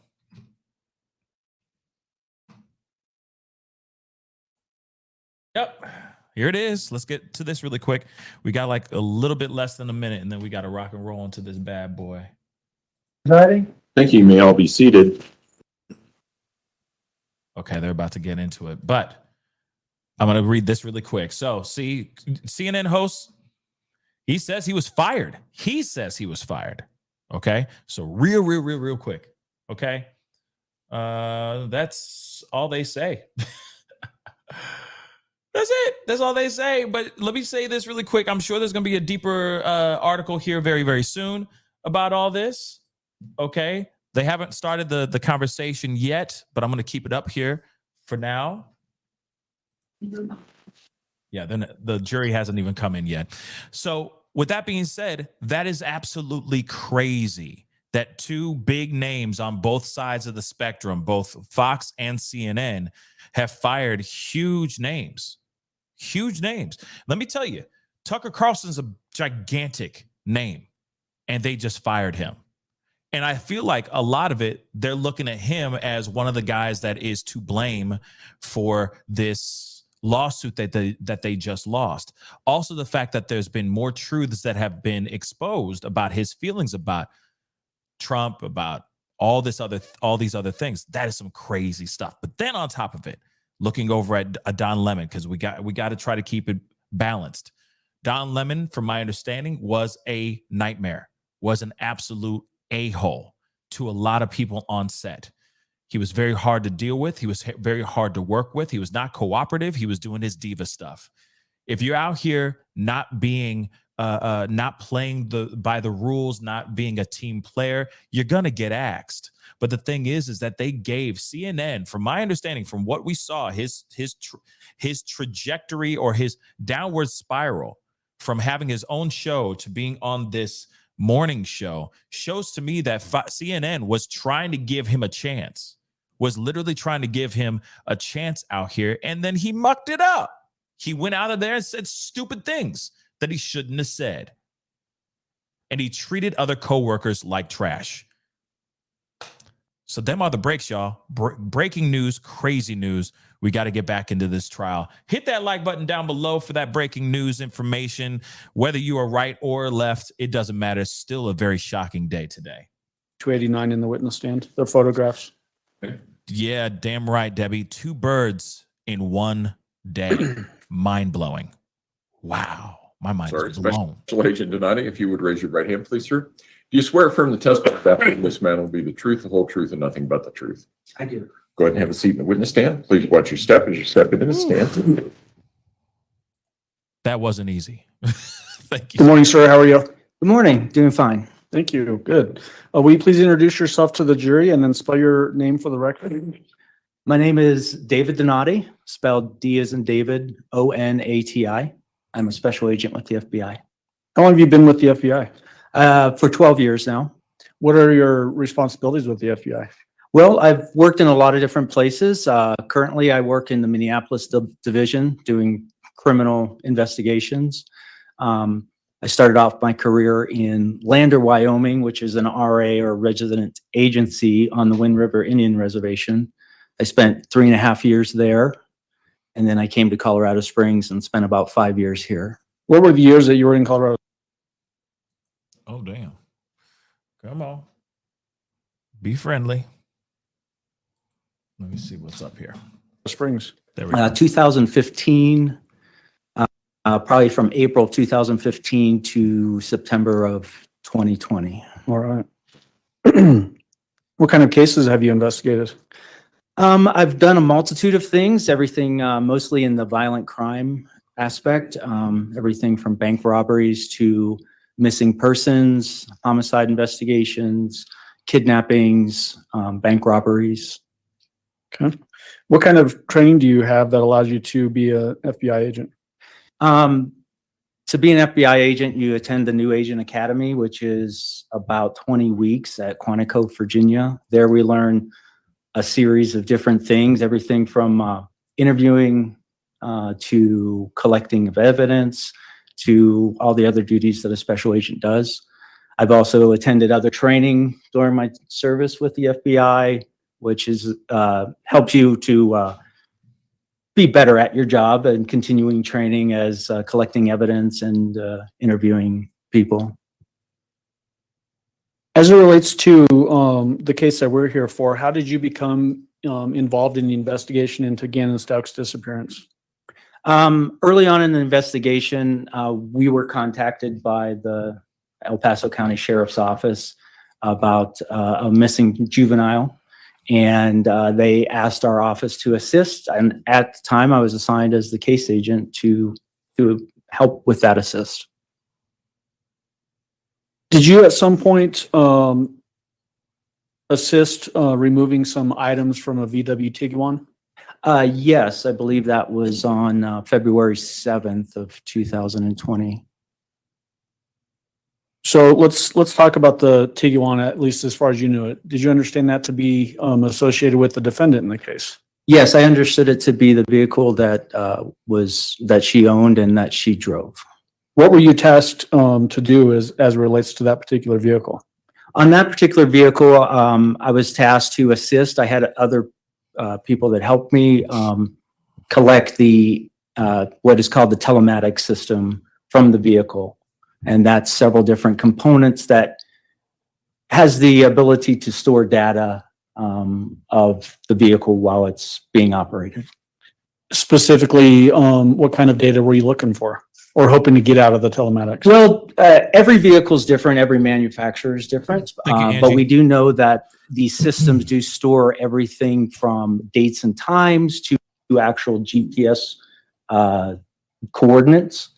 And some vehicles do also store things like when the vehicle was in motion, when the vehicle was stopped, different systems on the car running, things like that. So, like I said, depending on what that vehicle manufacturer and that data consisted of, it can tell you a lot. And some vehicles, it doesn't tell you much.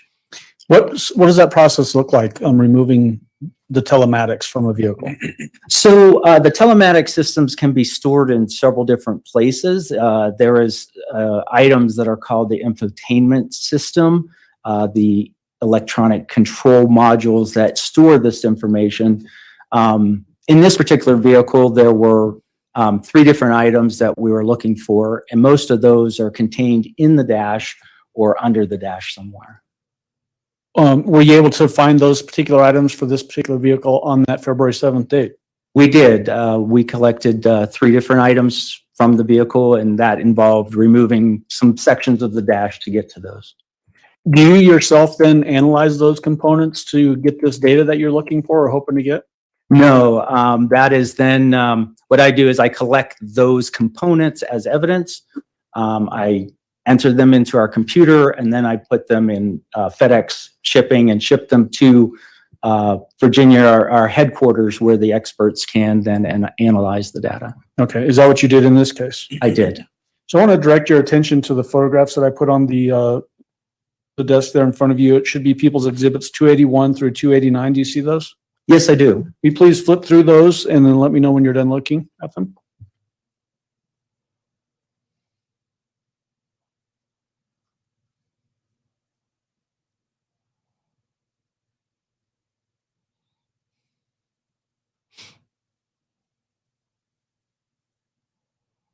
What a crazy Monday. Oh my God. I'm done. Do you recognize those photographs? I do. What are they of generally? So the photographs of the Volkswagen Tiguan that I believe to be owned and driven by the defendant, it was located in the El Paso County's vehicle bay where they store their evidence. And are those photographs fair and accurate representations as to what you saw and in the removal process of this infotainment center? Absolutely, yes. Sorry. I actually took these photographs as we removed them from the vehicle. All right. Your Honor, at this time, I'd move for admission and permission to publish 281 through 289. Defense, No objection. 281 through 289 will be admitted. Are you Thank you. We're connected back over here now, Judge.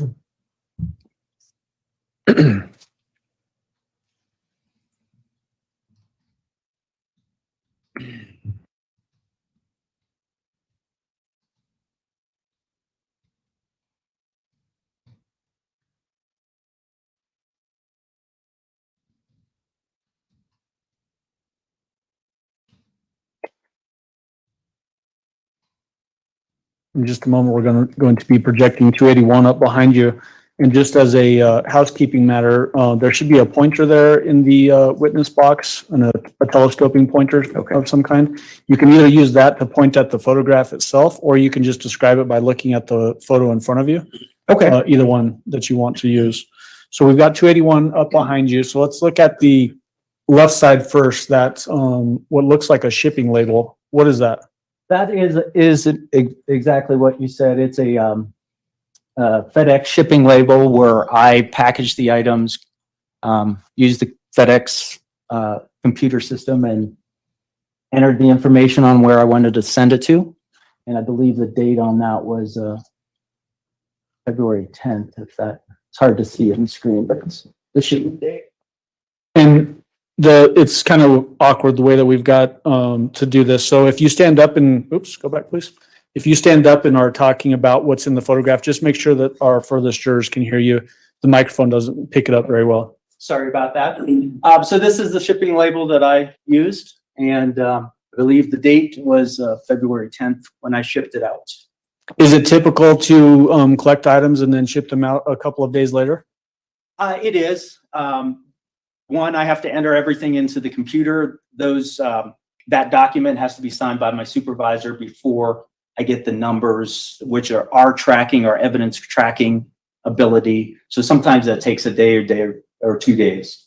Then I can package it up and send it out for FedEx. How is it stored in the meantime? Our facility is a controlled storage for evidence collection. Is there any opportunity for the data that's on these devices to be altered or changed while you're waiting that shipment process? No, there's not. Okay. And then on the right side of People's Exhibit 281, is that the vehicle? Yes, this is the 2019 Volkswagen Tiguan that I believe the defendant to be driving. Was that belief based off of information that you had gathered during the course of this investigation? It was. Right, 282? What's in 282? In this picture, we're more centered on this, the glove compartment area. And this would be the information electronic control module that will be removed. It sits right here. It has kind of a plastic cover, but once we remove it, I think there's another photograph of that. When you're going through this process, are you basically just gaining access to the thing and then unplugging it and pulling it out? Yeah, there's basically that's it. In some situations, like around a display module, there's molding that comes on everybody's dash that is popped out or removed. That's usually in by clips. Every once in a while, there's a screw or something like that that needs to be removed. And then just so that we're understanding what's happening in this photograph, why does it appear that there's white powder on everything in there? This vehicle had gone through a previous evidence collection, and I forget what the name of that is, but that's like a luminol. Blue Star? Is Blue Star. Okay. That's used to under lights to detect evidence of other types of evidence like blood or other things like that. So is that basically just the residue of the Blue Star, what it looks like once it dries? It is. Okay. Yes. 283? And this box here, the front is what you saw in the other picture would be on this side of this silver box.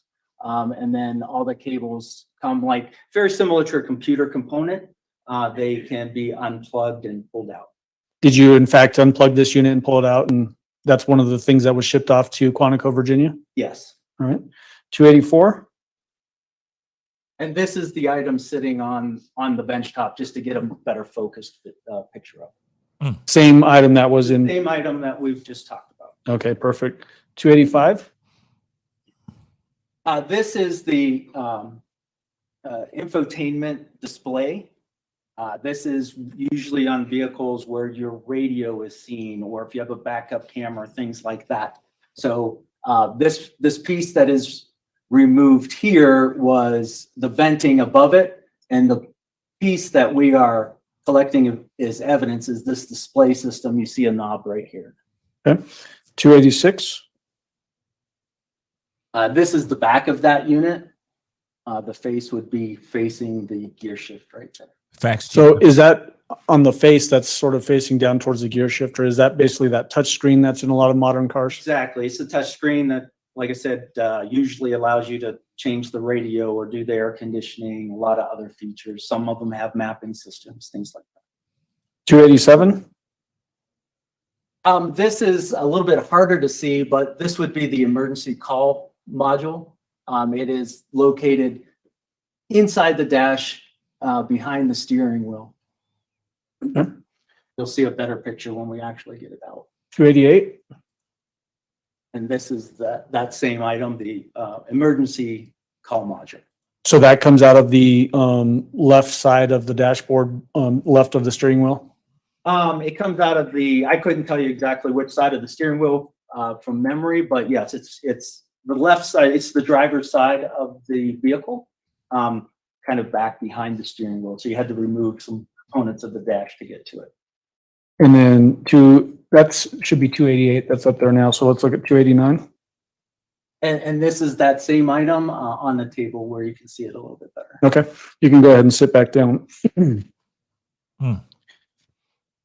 So tell the jury, you mentioned that this will go into a temporary storage at your facility and then you will package it up to ship it. How do you ensure that what you're shipping and what is received is the same thing? See you later. Good question. We have several ways of doing that. We have an evidence tracking form that goes with it that talks about who handled that product. But the items itself actually get packaged inside a box. It gets the red evidence tape over the top so that during shipping, there's anybody that would tamper with it, that tape would be ripped, the box would be open. So we can say that if it gets there and that tape is secure, that the item was not tampered with during shipment. Once an item gets analyzed, do you know what happens with the data that may or may not come off of these units when you ship them off to Quantico? Whenever that evidence is finalized and they get some information off, they would then send it back to us in a similar manner. It would be packaged with red evidence tape and put in FedEx and sent back to us. If there is location data that's included in the data that's pulled off of that, is that made available to other members of the FBI to potentially map that information? Yes. So when they pull that information off, they can send it to us. That helps us because we're in the middle of an investigation. And as soon as we can get that information, it definitely helps us quicker. A lot of times we get information sent via email or something like that. It would show us data points or GPS coordinates that we could plot on a map on a computer system and overlay it with like something that you'd be familiar with is like Google Maps with different points plotted on it.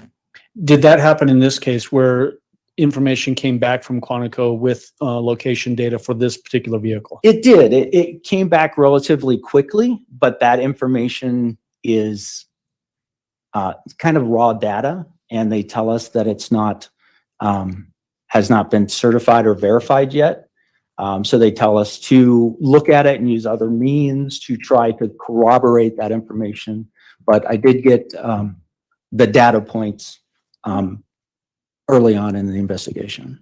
Did you give that information then to Special Agent Kevin Hoyland to go through that mapping process that you just described? Yes, I did. And do you know whether that was successfully done or not? Yes, it was successfully done. Okay. Your Honor, may I have just a moment? Minute. That's all I have. No Cross-examination? No questions, Your Honor. Do any of the jurors have any questions for Special Agent Donati? No? All right. Thank you, sir. You may step down. Thank you. Prosecution, call your next witness, please. We'll call Special Agent Dwight Falkowski. I'm going to place this on the witness stand. Go ahead and pull those photos out. Okay.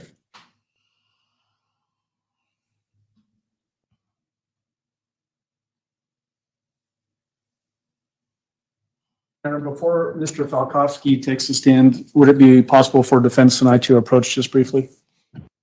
Oh, sure. This one was absolutely evil. Evil from the fruits of the devil. Okay? My Lord. Yeah, that questioning was very, very quick. To be completely real with y'all. That was a quick one. But I mean, what can you do with that one? You know? What can defense really try to spin on that one? Talk about third person again? Like, All right. Agent Delkowski, if you would raise your right hand, please, sir. Step on up a little bit. come right up in here. It's all right. You swear affirm the testimony about to give in this matter will be the truth, the whole truth, and nothing but the truth. Go ahead and have a seat in the witness stand. Please watch your step as you step into the stand.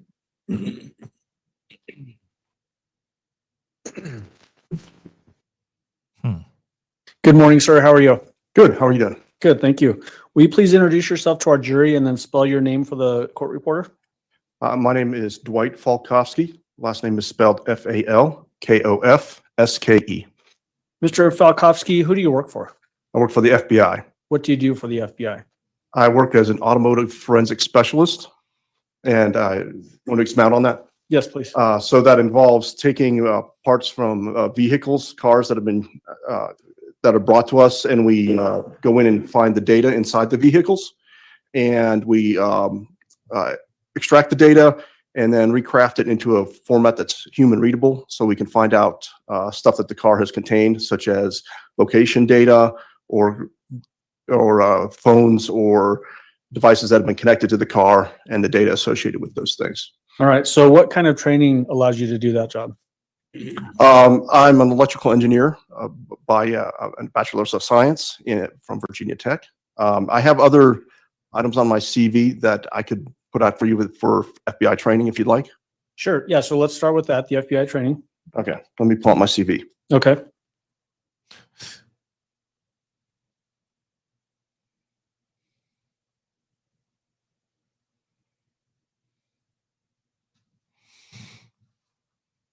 Take your time.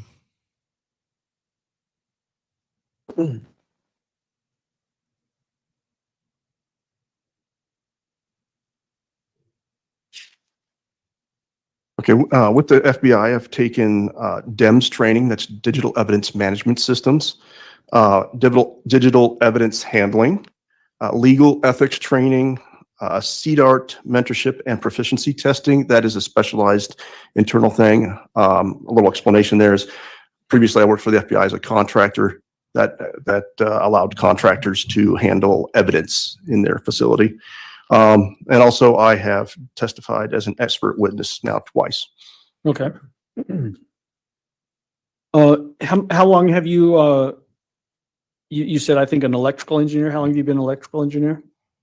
My degree was from Virginia Tech in 1992. Okay. What's your investigative experience? How many different investigations have you been involved with?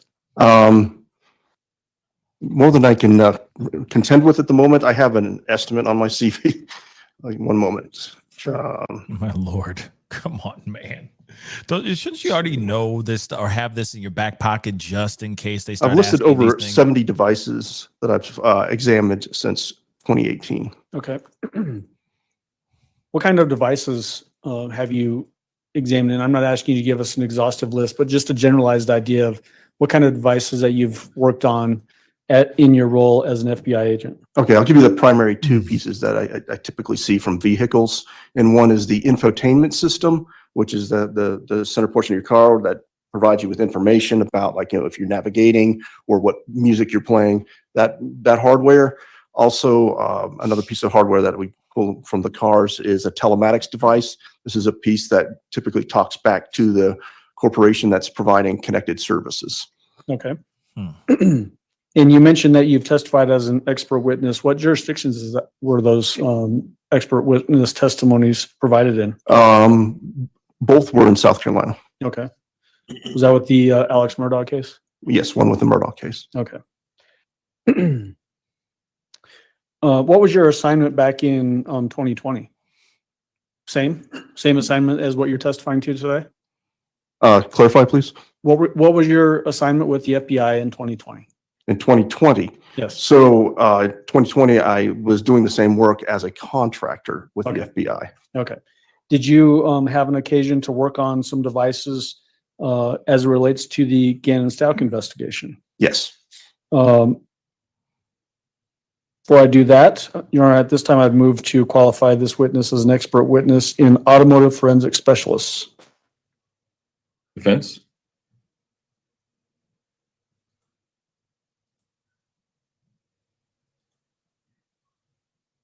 I don't have an objection. That's fine. All right, the witness will be so qualified. Go ahead. So as it relates to the devices that you examined in this case, what devices did you look at? There were 4 pieces that I examined, and I have pieces. I don't have a list of them in front of me, but there were 4 pieces from the vehicle.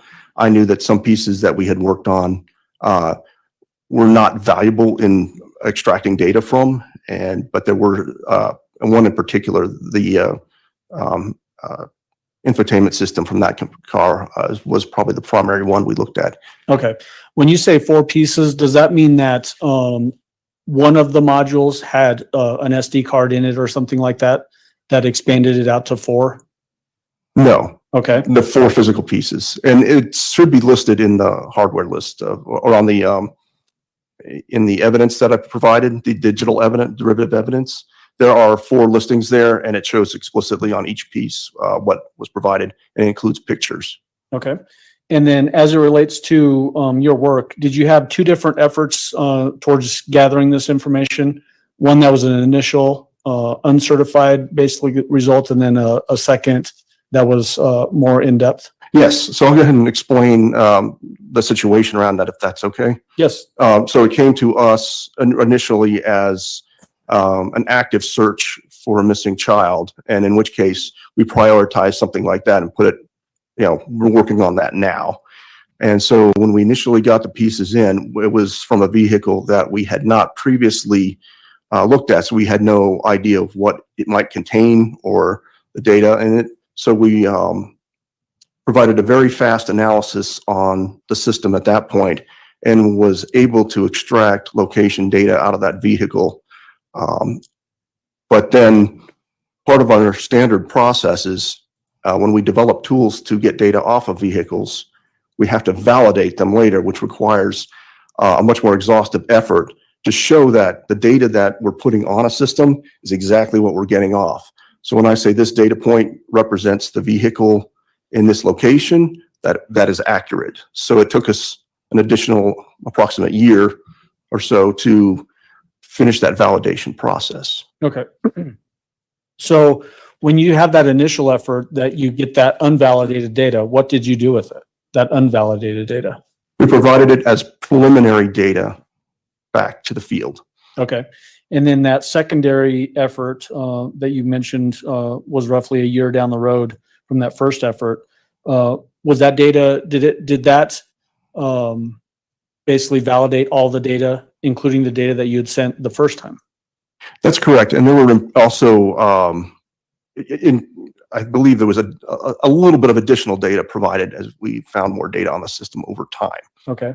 Was there any discrepancy in the data? And what I mean by that is that the initial data that you provided early on, was any of that data that you provided to the investigation proven wrong based on the secondary release of data? No, that data proved accurate. Okay. So when we're talking about the item that was given fruitful information towards this investigation, what was that particular device?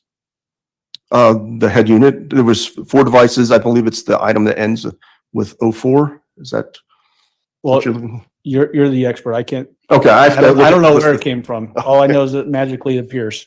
All right, give me a moment. Let me pull out some Okay. records and so I can find what we're looking for. Okay, I do have the list here. Okay. So you want me to go through all 4 pieces or just this one? Well, so let me ask you just a clarifying question before we go Okay. down that path. Did you look at all of the items that you received from Colorado Springs to see if there was going to be any useful information on all of them? Yes, we evaluated each piece. And then through that evaluation, did you determine, based on what you've already said, that only one was going to provide any useful location data? That's correct. Okay, so let's talk about that one then. Okay. What particular item are we talking about that provided useful location data for this investigation? Okay, it was the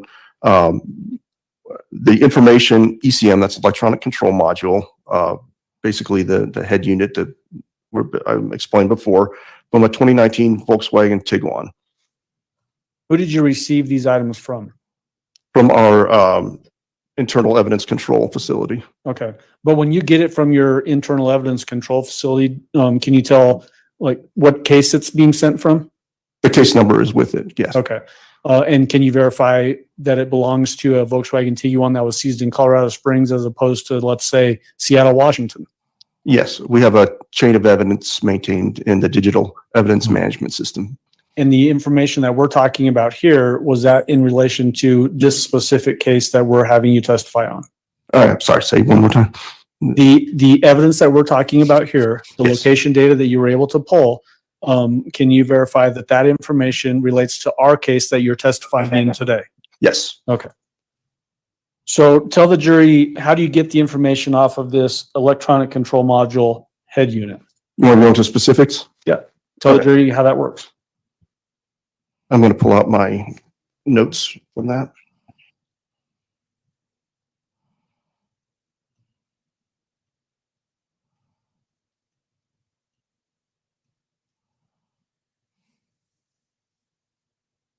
Okay, when I'm processing the evidence, this is what we did to this particular piece of evidence. We first labeled the evidence with the evidence item number and took photographs of it in its state as received. Then we disassembled the specimen, removed the circuit boards, and removed some of the memory flash chips from the circuit board that was inside. And from the flash chips, then we were able to read those flash chips using a tool so that we would have what was a binary image provided that represents the data that was inside those flash chips. Now that data is in a digital format, readable by computers and not necessarily understandable by humans. And so this is where our processes continue. So let me break in there just so that we're understanding. Okay. When you say that you pull a chip off and then you read it, Do you mean that you're physically looking at it and reading information off of it? We have specialized tools that access the chip and can read the chip in its proper protocols to be able to pull the data off correctly. And were you able to successfully do that in this particular case? Yes, for 2 chips. For 2 chips off of this electronic control module circuit board? That's correct. Okay. Do you then look at the data before you send it back to the investigative arm or area? Yes. So this case, at this point in the stage, you've only got a binary image with no understanding of what the data means. Okay. And so there was processing performed at this point. So tell us about the processing. Okay. So part of this is we were able to extract logical file systems from the image. And from the logical file systems, we combed the files that we found for information that might be related to location of the vehicle, because that was stated as an item of interest. And from that, we found, one moment. We quickly found that there was some location data available in some computer logs that were on there in a textual format that were very easy to access, which allowed us to quickly, within 1 day, write a parsing tool that would go out and pull that data from those logs. And that data was represented with coordinates and timestamps. And when you say coordinates, do you mean like GPS coordinates? Yeah, geocoordinates. Geocoordinates? Yeah. When you get those geocoordinates out of that log that you're describing, what do you do with it? So we prepare it into a format that is usable for us humans. I can give you a coordinate, but then you're going to have to go out and type those coordinates into a thing like Google Earth to be able to see them. So we take that and provide, the parser takes the information and puts it into a file that you can just throw into Google Earth. It's called a KML file. And that file will automatically populate the locations and times of the vehicle on a map. Okay. So how do you get that information back to the originating investigative region? So in this case, we also provided let me just add there, because of the nature of the search, we went ahead and looked at some of the data and provided a PDF as well, along with the KML file, to say, here's some points of interest you may want to go look at. And that was, I'm just seeing which method was provided back. It was provided back to the field. I believe that was over electronic communication. Okay. Do you know who you provided it to?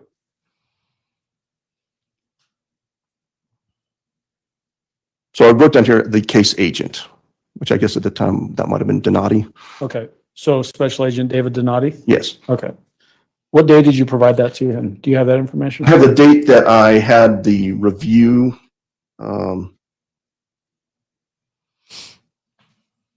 February 12th, 2020. Okay.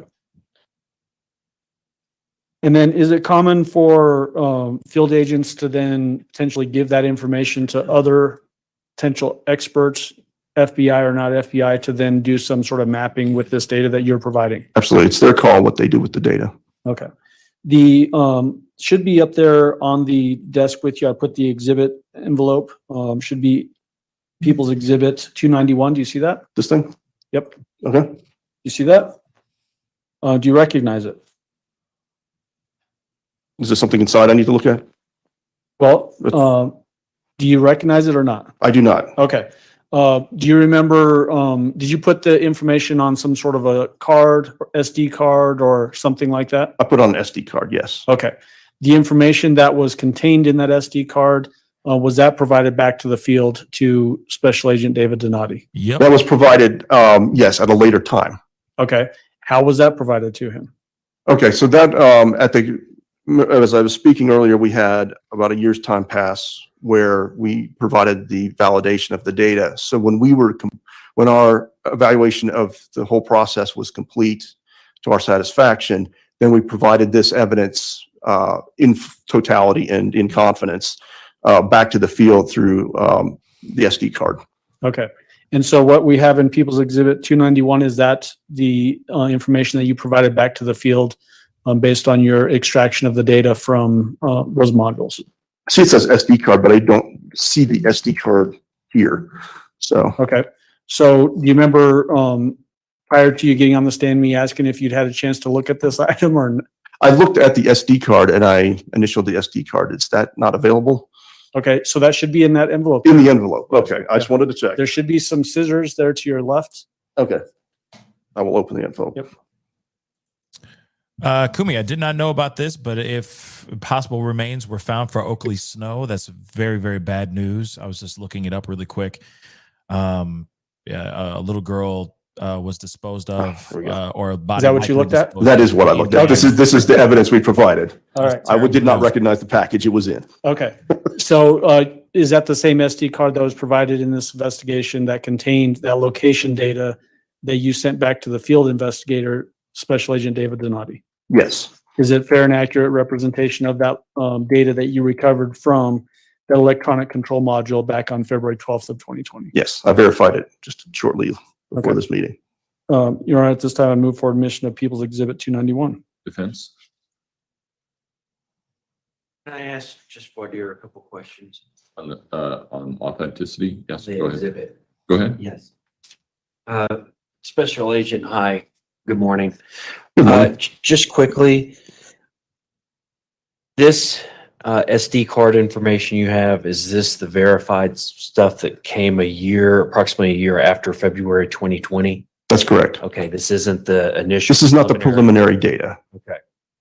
It does include the preliminary data that we provided at that time as well. Okay. And how is the preliminary data different from the final data that you got at a year later? So the preliminary data was what we initially found during a compressed timeline to try to locate a missing child. And later on proved to be accurate in its totality. There were some potential additions to the data as we continued to process it over that year. Okay. Were there any discrepancies or inconsistencies between the preliminary data and the final data that was published or released a year later? Yeah. Okay. Your Honor, I don't have an objection. Right. Exhibit 291 will be admitted. Mr. Allen, go ahead. And that was the some of my questions, Your Honor. Okay. Cross-examination, Mr. Cook? No, Your Honor. Yep. Do any of the jurors have any questions for Agent Falkowski? No? All right. Thank you, sir. You may step down. Thank you. Okay. Thank God. We just, before you get down, we just put that SD card back in that. It is in the envelope. It is not sealed. Here's. Make some moves. Making some moves. Council, approach for a moment. Back at it again. Yeah, this is all crucial information. I mean, this is all stuff that we have to go through. Just like Adina said earlier, I'll pull it up again. This part of the trial is tedious, is the tedious part, but necessary. I remember all the OnStar stuff with the Murdoch case. Yeah, I mean, this is all important stuff, to show proof. Right. Ladies and gentlemen, of her doing. Trials are sort of a dicey business. Sometimes witnesses go faster than you think, and sometimes they take longer than what you think.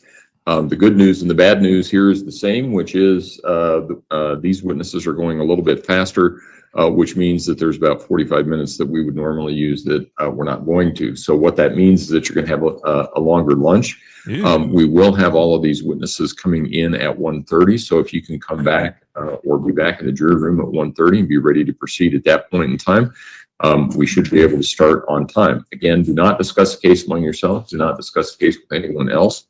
Do not do your own independent research about any aspect of your case. With that, all rise for the jury, please. Okay. Splat out.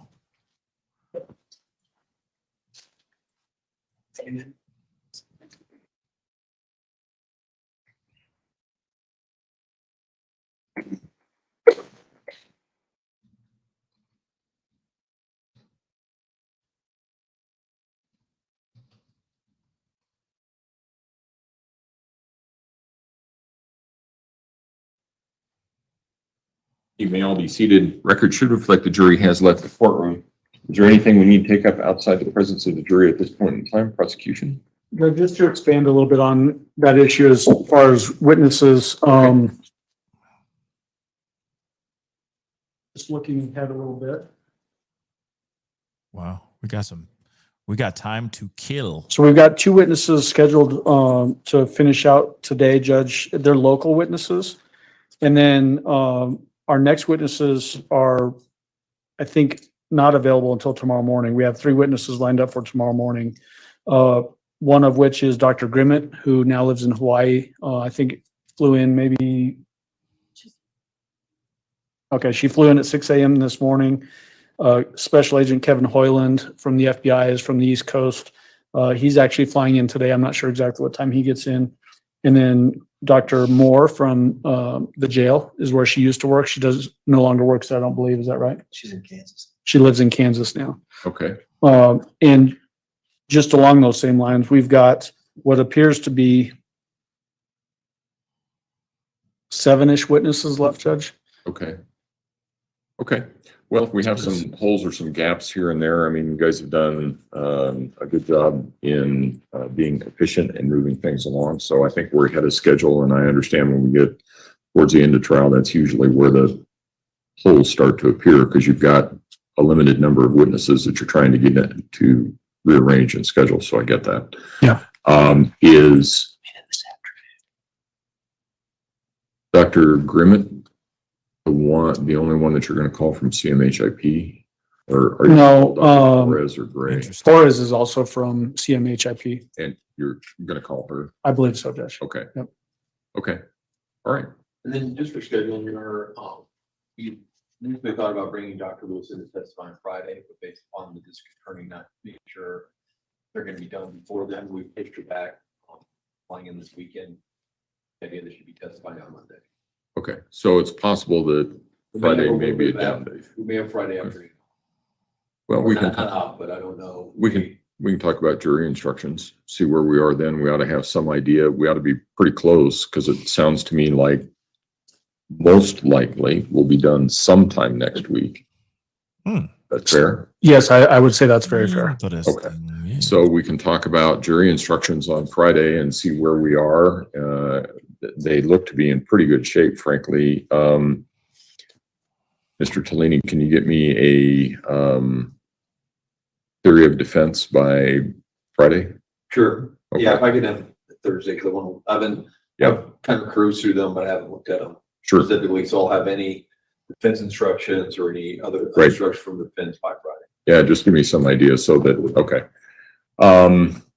Okay, then we will see everybody at 1:30 this afternoon. Thank you. All right. Wow. Crazy, guys. That, well, okay. So that is 2 hours from now, a little over 2 hours from now. Because it is 11:20, 11:21 right now, in their neck of the woods. So that's, 1:30 is about 2 hours from now. That's crazy. So what I think I'm going to do is I'm going to be ending this live. And then when we reconvene, I'll come back in again with a new live at 2:30 my time, 1:30 their time. Because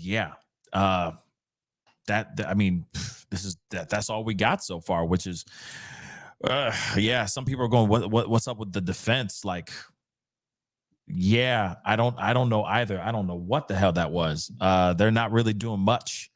They're not really doing much at all, to be completely real. So they even have a time clock on and everything saying 2 hours from now, 2 hours and 8 minutes from now, it'll be on and popping. So I don't know. I don't know if I should keep this up, the live up, and then just hop back on but that's just 2 hours of just dead space that I don't know. I don't know if I should waste all that 2 hours of nothing. You see what I'm saying? So what I think I'm going to do is I'm going to end this stream. I don't know. What do you guys think I should do? Keep this up or end the stream and start a new one? Okay.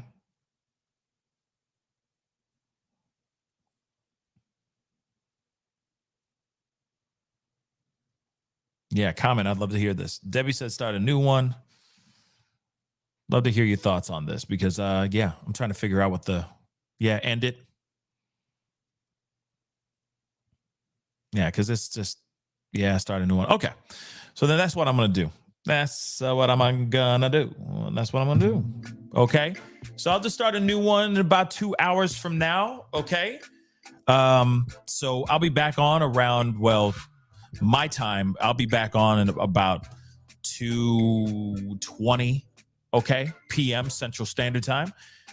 So do the math, however you need to do, It's just 2 hours. Yeah, 2 hours is too long. You know what I mean? And then there's been some other information about Don Lemon and all that. So I might hop on for a quick video to talk about that because that's some big breaking news, some shocking news. So I might do that for the time being before we do that show. Okay, guys. But anyway, guys, I appreciate all y'all for being here. Okay.